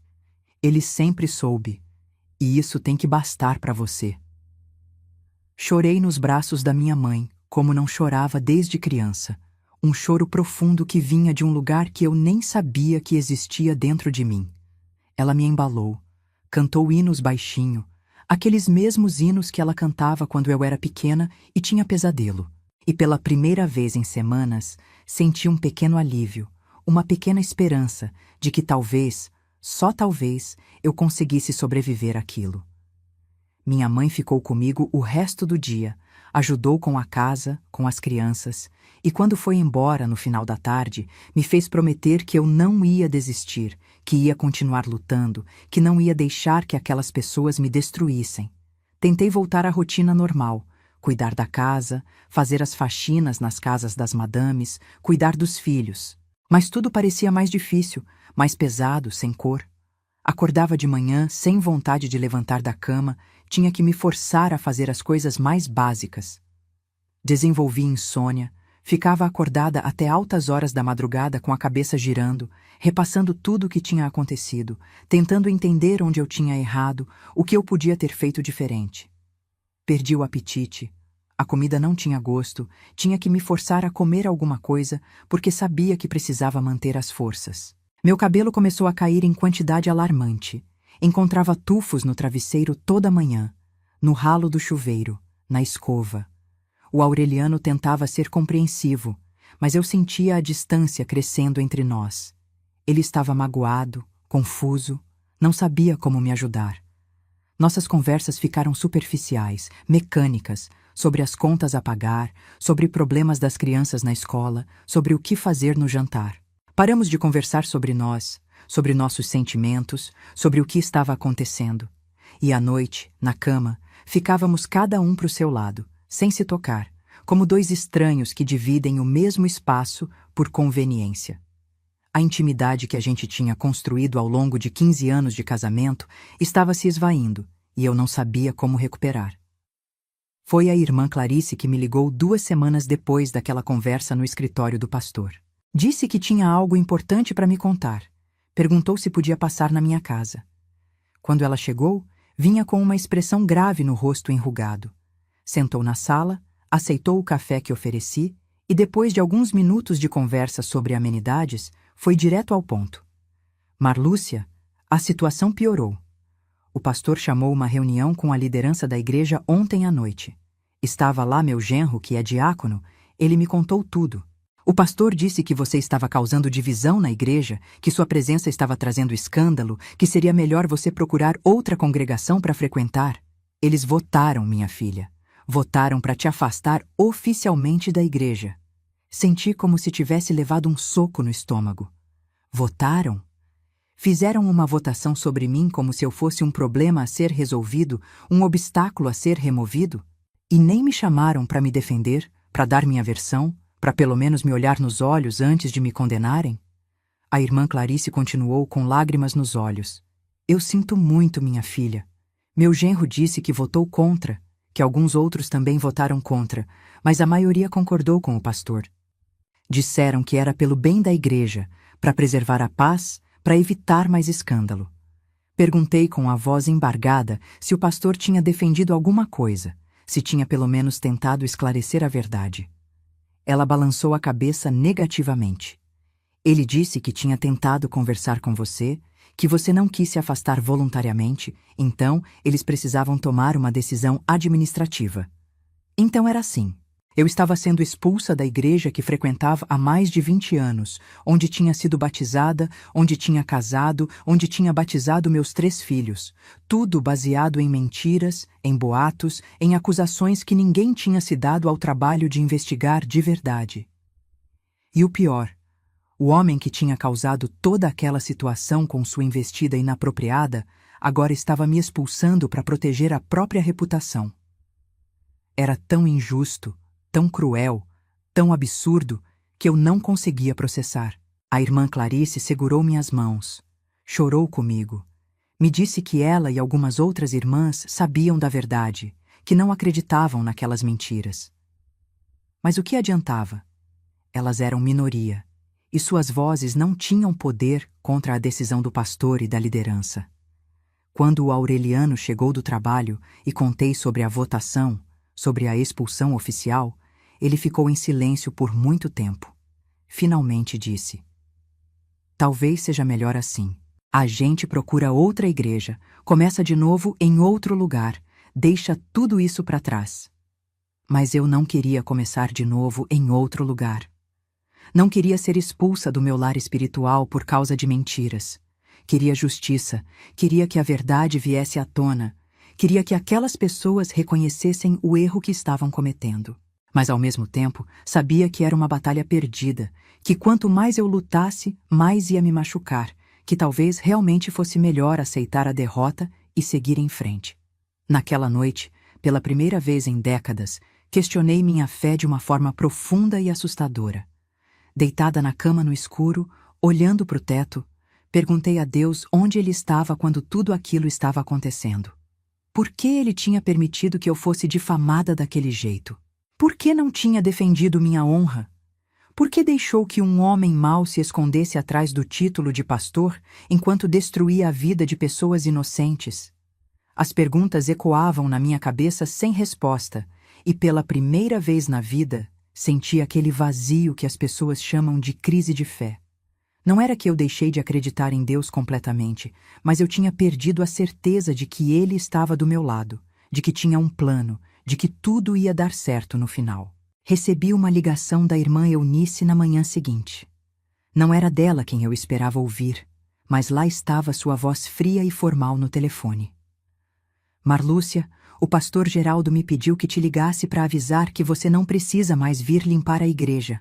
Já encontramos outra pessoa para fazer esse trabalho.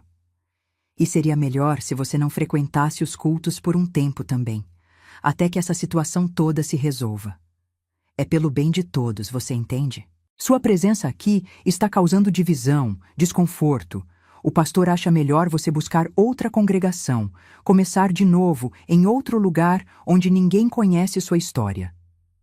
Fiquei segurando o telefone mesmo depois dela desligar, ouvindo o sinal de linha morta, sentindo cada palavra ecoando na minha cabeça.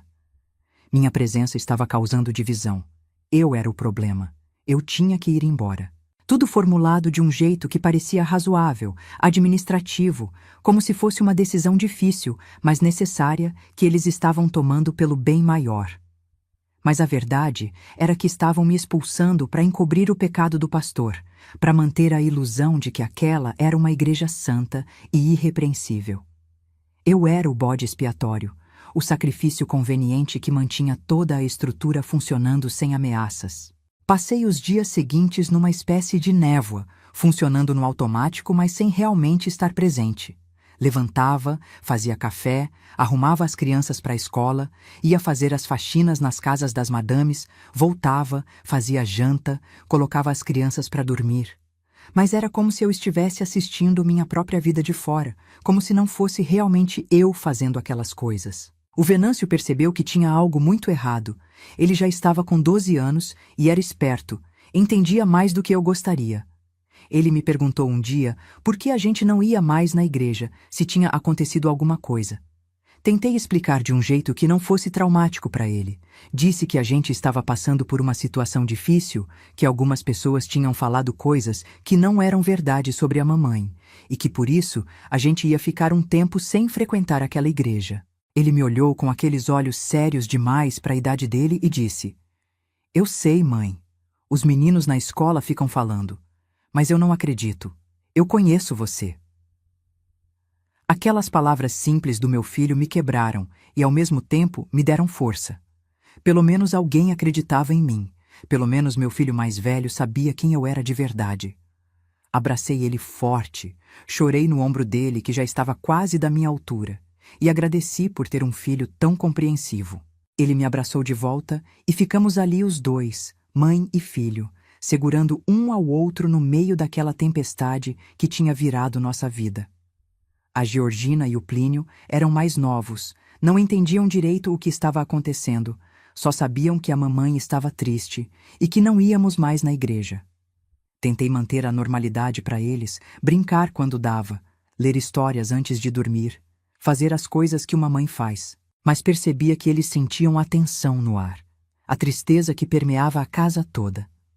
Comecei a receber cartas anônimas na caixa de correio. A primeira veio numa terça-feira, envelope simples, sem remetente. Dentro tinha uma folha de papel com versículos bíblicos sobre adultério copiados à mão. Mas eu vos digo que qualquer que olhar para uma mulher para a cobiçar, já em seu coração cometeu adultério com ela. Porque os lábios da mulher estranha destilam favos de mel, e o seu paladar é mais macio do que o azeite. Não cobices a sua formosura no teu coração, nem te prendas com os seus olhos.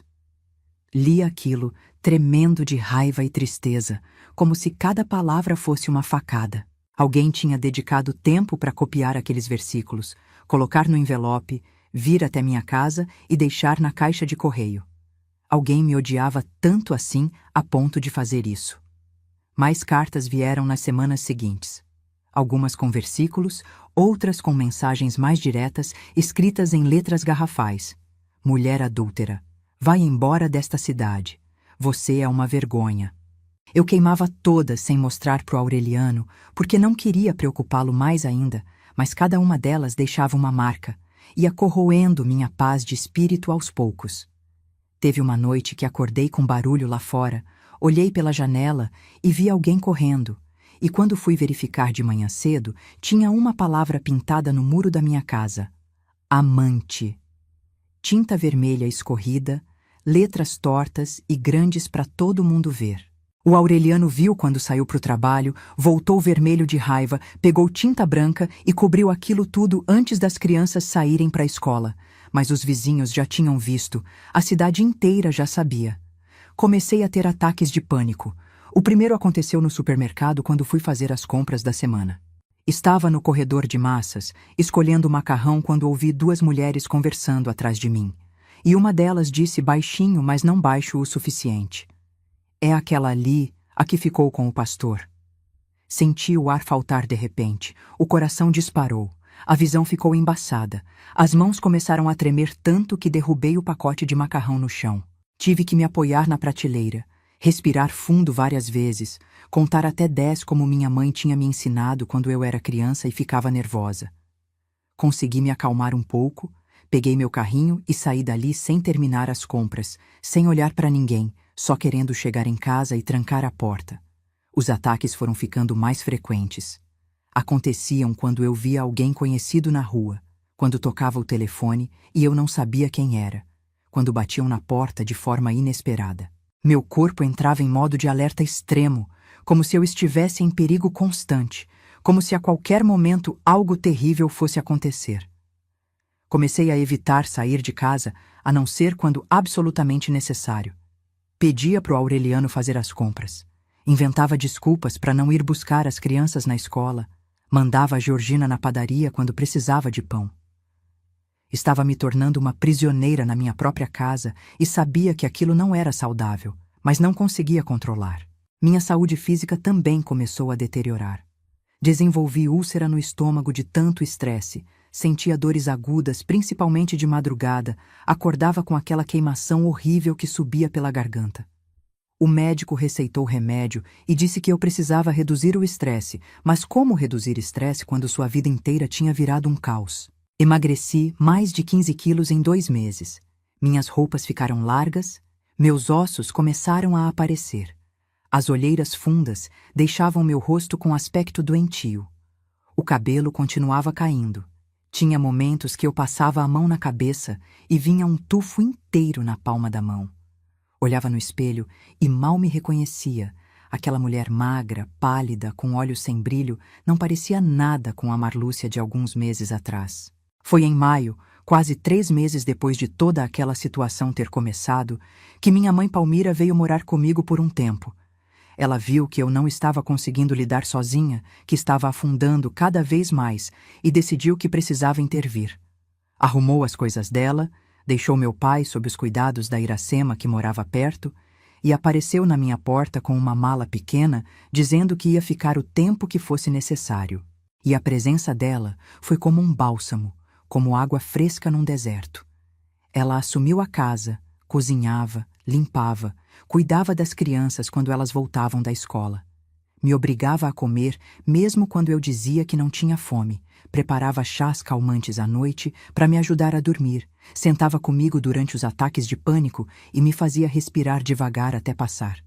Mas mais importante que tudo isso, ela conversava comigo.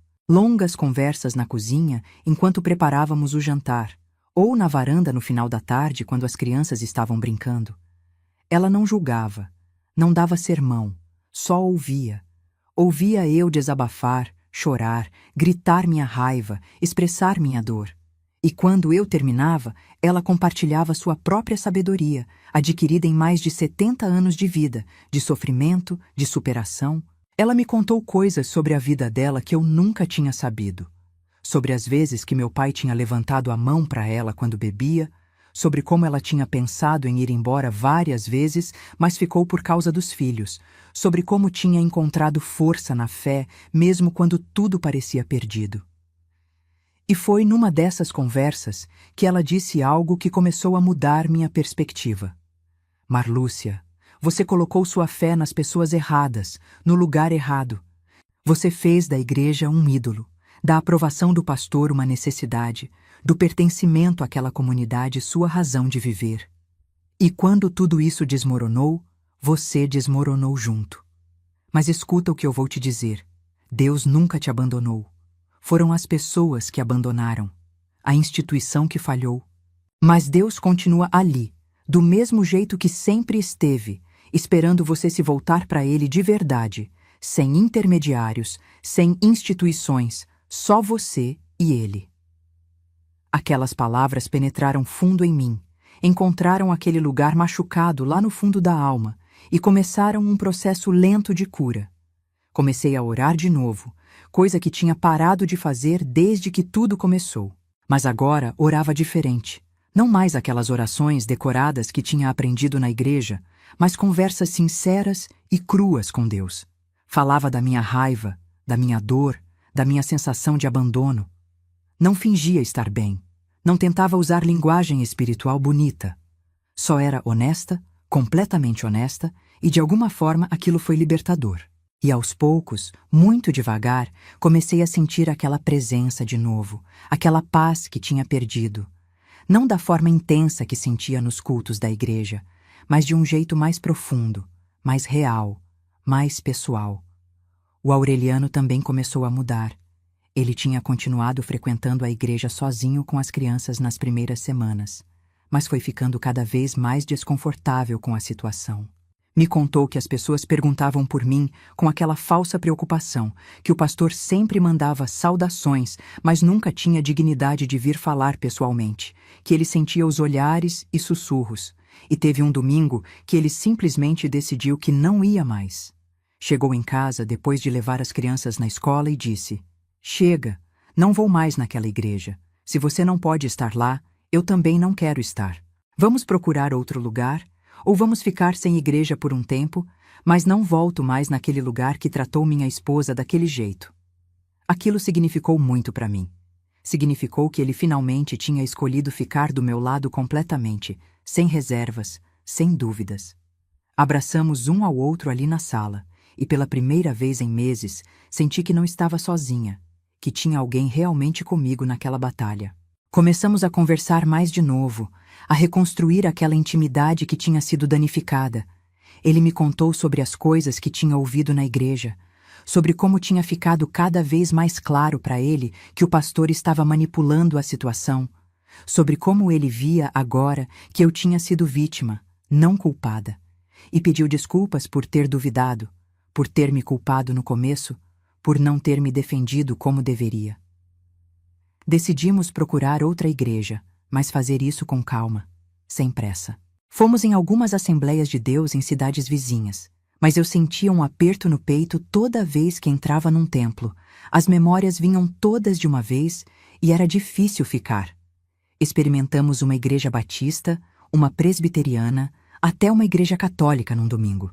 Mas nada parecia certo, nada parecia ser o lugar onde deveríamos estar.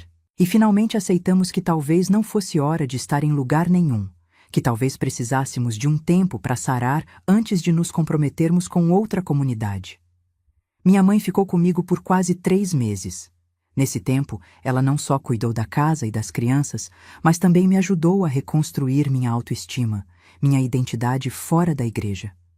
Me incentivou a fazer coisas que eu gostava, mas tinha deixado de lado: costurar, cozinhar pratos diferentes, cuidar de plantas. Comprou sementes e mudas, e juntas plantamos um jardim no quintal de casa. Tinha algo terapêutico em mexer na terra, em regar as plantas todo dia, em ver as coisinhas crescendo aos poucos. Era um projeto de vida, uma promessa de que coisas mortas podem voltar a florescer. Aos poucos fui saindo mais de casa. No começo só para o quintal, depois para o portão, depois para a padaria da esquina e eventualmente para o mercado e outros lugares. Os olhares ainda vinham, os sussurros ainda aconteciam, mas foram perdendo o poder de me destruir. Aprendi a levantar a cabeça, a olhar nos olhos das pessoas, a não me esconder como se tivesse vergonha de algo que não fiz. E teve um dia marcante em que cruzei com a irmã Eunice na rua. Ela vinha com sacolas de compras, toda arrumada como sempre, e quando me viu, claramente pensou em atravessar para outro lado da rua. Mas eu não desviei. Continuei andando na minha direção, e quando passamos uma pela outra, olhei diretamente nos olhos dela sem baixar a cabeça. Vi surpresa no rosto dela, talvez até um pouco de medo, e aquilo me deu uma satisfação estranha. Não era sobre vingança, era sobre não aceitar mais ser tratada como inferior, como culpada, como alguém que deveria se esconder. As crianças também foram se recuperando aos poucos. O Venâncio parou de brigar na escola, encontrou um grupo novo de amigos que não ligavam para os boatos.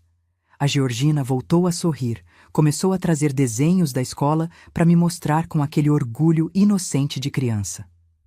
O Plínio parou de fazer xixi na cama, voltou a dormir a noite toda tranquilo.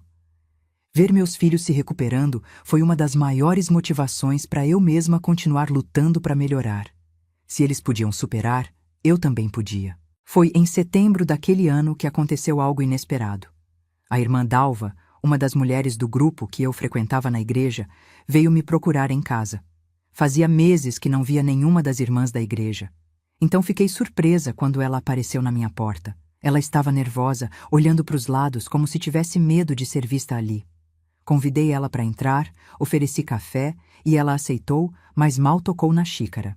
Ficou mexendo na alça nervosamente por alguns minutos antes de finalmente falar.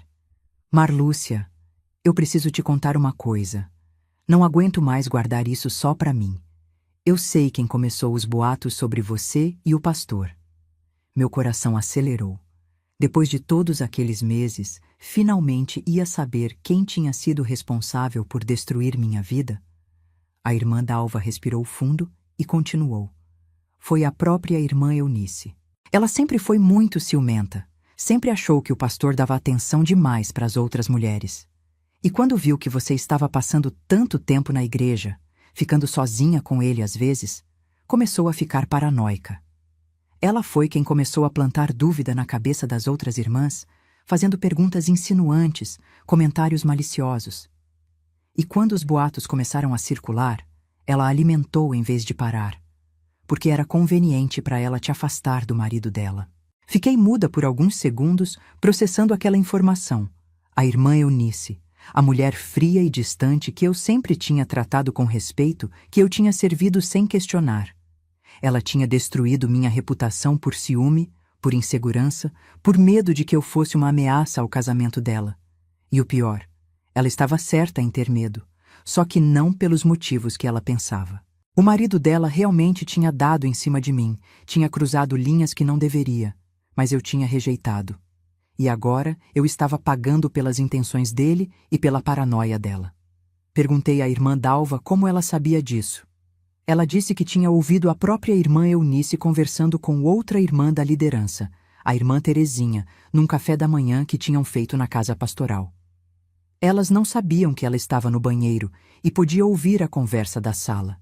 Ouviu a irmã Eunice dizendo que tinha sido mais esperta que eu, que tinha virado o jogo a favor dela, que agora eu estava fora do caminho e não representava mais ameaça. A irmã Dalva disse que ficou chocada, que quis confrontar na hora, mas teve medo das consequências. Perguntei por que ela estava me contando aquilo agora, depois de tanto tempo. Ela olhou para baixo, envergonhada, e disse que não tinha conseguido mais viver com aquele peso na consciência, que via meu rosto toda noite antes de dormir, que sabia que eu estava sofrendo injustamente e que isso estava corroendo ela por dentro. Disse também que não era só ela que sabia a verdade. Várias outras irmãs tinham começado a desconfiar, tinham visto inconsistências nas histórias, tinham percebido como a irmã Eunice manipulava as situações. Mas todas tinham medo de falar, medo de serem as próximas a serem expulsas, medo de perder seu lugar naquela comunidade que era tão importante para elas. Agradeci à irmã Dalva por ter vindo, por ter tido coragem de me contar a verdade mesmo com medo. Ela perguntou se eu ia fazer alguma coisa com aquela informação, se ia confrontar a irmã Eunice ou o pastor. Pensei por um longo tempo antes de responder. Parte de mim queria marchar até aquela igreja, entrar no meio do culto de domingo e gritar a verdade para todo mundo ouvir. Queria expor a irmã Eunice como a mentirosa manipuladora que ela era. Queria que o pastor Geraldo enfrentasse as consequências das escolhas dele. Queria justiça, queria vindicação, queria que todos que tinham me julgado e me condenado soubessem que estavam errados. Mas outra parte de mim, a parte que tinha crescido e amadurecido através de todo aquele sofrimento, sabia que confrontar aquelas pessoas não ia me trazer a paz que eu precisava. Eles iam negar tudo, iam dizer que a irmã Dalva estava mentindo, iam fazer eu parecer ainda mais desesperada e vingativa. E mesmo que conseguisse provar tudo, mesmo que todo mundo finalmente acreditasse em mim, isso não ia apagar os últimos meses de sofrimento, não ia desfazer o trauma que minhas crianças tinham passado, não ia recuperar os anos que eu tinha dedicado àquele lugar. Olhei para a irmã Dalva e disse com uma calma que surpreendeu até a mim mesma: "Não vou fazer nada. Deus sabe a verdade, você sabe a verdade, eu sei a verdade. E isso tem que bastar. Eu não preciso mais da aprovação daquelas pessoas, não preciso mais que eles reconheçam que erraram. Eu só preciso seguir minha vida." A irmã Dalva saiu da minha casa naquele dia e nunca mais voltou. Ouvi dizer meses depois que ela tinha saído daquela igreja também, que tinha se mudado para outra cidade. Nunca soube se foi por causa daquela conversa comigo ou por outros motivos, mas espero que ela tenha encontrado paz onde quer que esteja. Quanto a mim, aquela conversa marcou um ponto de virada. Saber quem tinha começado tudo, entender os motivos, de alguma forma me libertou. Não porque me deu poder de vingança, mas porque tirou o peso da dúvida. Eu tinha passado meses me perguntando o que tinha feito de errado, como tinha dado motivo, onde tinha falhado. E agora sabia que não tinha sido nada que eu fiz. Tinha sido a insegurança de uma mulher e a covardia de um homem. E nenhuma dessas coisas era responsabilidade minha. Minha mãe voltou para a casa dela em outubro, satisfeita de que eu estava melhor, mais forte, mais capaz de lidar com as coisas. Ela me abraçou antes de ir embora e disse: "Você é mais forte do que pensa, minha filha. Sempre foi. Só precisava passar por isso para descobrir." E ela tinha razão. Eu tinha descoberto uma força dentro de mim que não sabia que existia, uma capacidade de sobreviver a coisas que eu achava que me matariam. Não era uma força barulhenta ou dramática, era quieta, firme, profunda. Era a força de levantar todo dia mesmo, quando não tinha vontade, de cuidar dos meus filhos, mesmo estando quebrada por dentro, de continuar vivendo mesmo quando tudo parecia perdido. Os meses foram passando e a vida foi voltando a um novo normal. Não era o normal de antes. Esse tinha sido destruído e nunca ia voltar. Era um novo normal, diferente, em alguns aspectos melhor. Eu e o Aureliano ficamos mais unidos, mais fortes como casal. Ele começou a me ajudar mais em casa, a participar mais da criação das crianças, a estar mais presente. As conversas entre nós ficaram mais profundas, mais honestas. A gente tinha passado por fogo juntos e tinha saído do outro lado ainda de mãos dadas, e isso significava algo. As crianças cresceram mais resilientes, mais empáticas, mais conscientes de que o mundo nem sempre é justo, mas que a gente continua lutando mesmo assim. Quanto à igreja, Ficamos mais de 1 ano sem frequentar lugar nenhum. Orávamos em casa, líamos a Bíblia juntos como família, mas não nos prendíamos a nenhuma instituição. E foi libertador, de certa forma, perceber que podia ter fé sem precisar de aprovação de pastor, sem precisar seguir regras rígidas criadas por homens, sem precisar fazer parte de uma comunidade organizada. Eventualmente, começamos a frequentar uma igreja pequena em outra cidade, bem diferente da Assembleia de Deus, menos formal, menos hierárquica, mais focada em relacionamentos genuínos que em estruturas de poder. Mas fomos com cautela, sem nos entregarmos completamente, mantendo uma distância saudável. Soube por comentários soltos ao longo dos anos que a igreja do pastor Geraldo continuou crescendo. Eles construíram o templo novo que ele queria, grande e moderno, com capacidade para 500 pessoas. O ministério dele prosperou, pelo menos em termos de números e visibilidade. Ele virou uma figura conhecida na região, era convidado para pregar em outras igrejas, tinha programa de rádio. A irmã Eunice continuou sendo a primeira-dama impecável, sempre bem vestida, sempre sorrindo para as câmeras. E a história da Marlúcia, que tinha sido expulsa por causar escândalo, foi sendo esquecida, substituída por novos dramas, novos escândalos, novas fofocas que alimentavam a máquina de moer gente que aquele lugar tinha se tornado.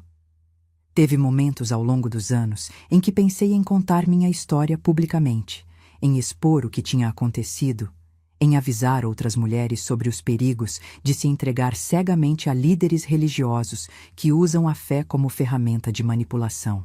Mas sempre decidi contra, não por medo, mas porque percebi que minha história não era sobre eles, era sobre mim. Era sobre como eu sobrevivi, como cresci, como me tornei mais forte. E transformar ela numa cruzada contra aquelas pessoas seria dar a eles um poder sobre mim que eles não mereciam mais ter. Os anos foram passando. O Venâncio cresceu e se tornou um homem bom, trabalhador, que trata da esposa com respeito e ensina os filhos sobre integridade. A Georgina virou professora, dedicada e carinhosa com seus alunos, sempre atenta àqueles que estão sofrendo calados. O Plínio seguiu carreira na área de construção como o pai, mas manteve uma sensibilidade e empatia que muitos homens perdem pelo caminho. Os 3 carregam as marcas daquele período difícil, mas também a resiliência, a força, a consciência de que aparências enganam e que títulos não fazem caráter.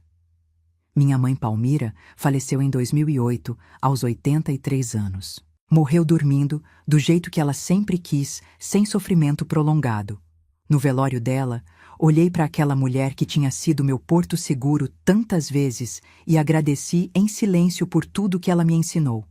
Sobre fé verdadeira, sobre força silenciosa, sobre escolher batalhas, sobre perdoar não porque as pessoas merecem, mas porque você merece paz.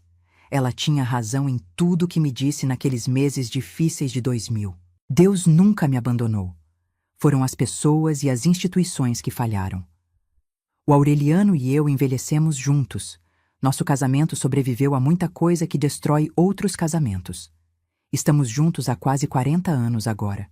E quando olho para trás, vejo que aquele período terrível, por mais doloroso que foi, de certa forma nos tornou mais fortes. Não desejo aquela dor para ninguém, mas reconheço que ela moldou quem somos hoje. Aprendi que confiança precisa ser conquistada, não dada automaticamente por causa de título ou posição. Aprendi que instituições são feitas de pessoas e pessoas são falhas. Aprendi que minha fé não pode depender de aprovação externa, mas tem que vir de dentro, de uma conexão pessoal com Deus que ninguém pode tirar de mim. Hoje, aos 59 anos, quando olho para trás e revejo toda aquela situação, sinto uma mistura de emoções. Ainda dói às vezes, principalmente quando penso nos meus filhos sofrendo, no Venâncio chegando em casa com o olho roxo, na Georgina chorando, no Plínio fazendo xixi na cama de medo. Ainda sinto raiva quando penso na covardia do pastor Geraldo, na manipulação da irmã Eunice, na hipocrisia de tantas pessoas que se diziam cristãs, mas não tiveram compaixão nenhuma. Mas também sinto gratidão pelo que aprendi, pela força que descobri, pelas pessoas que ficaram do meu lado quando seria mais fácil me abandonar. Aprendi que ser expulsa de uma igreja não é ser expulsa da presença de Deus. Aprendi que perder uma comunidade pode ser doloroso, mas não é o fim do mundo. Aprendi que reputação pode ser destruída por mentiras, mas caráter não. Aprendi que silêncio, às vezes, é mais poderoso que confronto, que seguir em frente, às vezes, é mais sábio que buscar vingança. Aprendi que somos mais fortes do que pensamos, mais resilientes do que imaginamos, mais capazes de sobreviver a coisas que achávamos que nos matariam. E aprendi principalmente isto, que títulos religiosos não garantem integridade, que paredes de igreja não garantem santidade, que rituais e tradições não substituem amor genuíno e justiça verdadeira.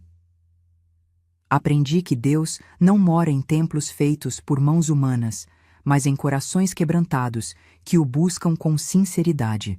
Aprendi que comunidade verdadeira não é aquela que te aceita quando você está servindo bem, mas aquela que fica do seu lado quando você está caído. E aprendi que perdão não significa esquecer o que aconteceu ou fingir que não doeu, mas significa soltar o veneno do ressentimento, porque você merece viver livre. Se eu pudesse voltar no tempo e mudar alguma coisa, mudaria muita coisa. Não teria me oferecido para trabalhar tanto na igreja. Não teria colocado a aprovação do pastor acima do bem-estar da minha família. Não teria ignorado os alertas da minha mãe. Não teria ficado sozinha com o pastor Geraldo naquela sexta-feira. Mas, ao mesmo tempo, se tudo tivesse sido diferente, eu não seria quem sou hoje. Não teria a sabedoria que tenho, a força que desenvolvi, a fé mais profunda e pessoal que construí sobre os escombros daquela religiosidade institucional que desmoronou. Hoje vivo uma vida simples e tranquila. Cuido da minha casa, dos meus netos quando vêm visitar, do meu jardim que se tornou meu refúgio. Ainda faço faxina em algumas casas, não porque preciso tanto do dinheiro, mas porque gosto de manter a mente e o corpo ocupados. Frequento uma igreja pequena quando me sinto bem. Fico em casa quando não me sinto, sem culpa, sem peso. Oro todo dia, não orações decoradas, mas conversas honestas com Deus. Leio a Bíblia com olhos mais críticos agora, questionando interpretações que são usadas para controlar em vez de libertar. E quando penso naquela Marlúcia de 34 anos que foi destruída por mentiras e hipocrisia, sinto compaixão por ela. Ela não sabia ainda o que eu sei agora. Não tinha a força que eu tenho. Não tinha passado pelo fogo purificador do sofrimento injusto. Mas ela sobreviveu. Ela levantou quando todo mundo esperava que ficasse caída. Ela reconstruiu sua vida sobre uma fundação mais sólida.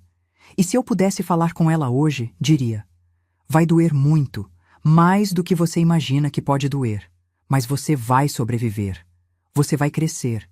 Você vai descobrir quem você realmente é quando tiram tudo que você achava que definia você. E essa pessoa que você vai descobrir é mais forte, mais sábia, mais livre do que você pode imaginar agora. Essa é minha história. Não é uma história com final feliz de conto de fadas, onde o bem triunfa e o mal é punido e tudo volta a ser perfeito. É uma história real de dor, sobrevivência, crescimento. É uma história sobre como instituições religiosas podem falhar terrivelmente enquanto afirmam representar Deus.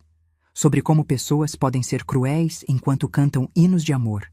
Sobre como líderes podem ser predadores enquanto vestem roupa de pastores. Mas é também uma história sobre resiliência, sobre fé verdadeira que sobrevive quando tudo mais desmorona, sobre família que se une na adversidade, sobre força que vem de lugares que você nem sabia que existiam dentro de você.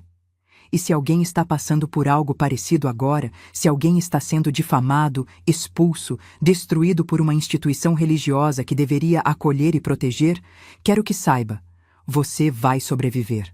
Vai doer, vai deixar cicatrizes, vai mudar você para sempre. Mas você vai sobreviver. E do outro lado dessa dor, tem uma versão de você mais autêntica, mais forte, mais livre. Uma versão que não precisa de aprovação de pastor, de pertencer a uma instituição, de seguir regras criadas por homens para controlar. Uma versão que conhece Deus de verdade, não através de intermediários interesseiros, mas através de uma fé pessoal e profunda que ninguém pode tirar. Esse é meu testemunho. Não um testemunho bonito e emocionante que termina com aleluias e palmas, mas um testemunho verdadeiro, cru, real. O testemunho de uma mulher que foi quebrada por aqueles que deveriam cuidar dela, mas que se recusou a permanecer quebrada, que escolheu levantar, reconstruir, seguir em frente, que transformou o veneno em remédio, feridas em sabedoria, cinzas em jardim.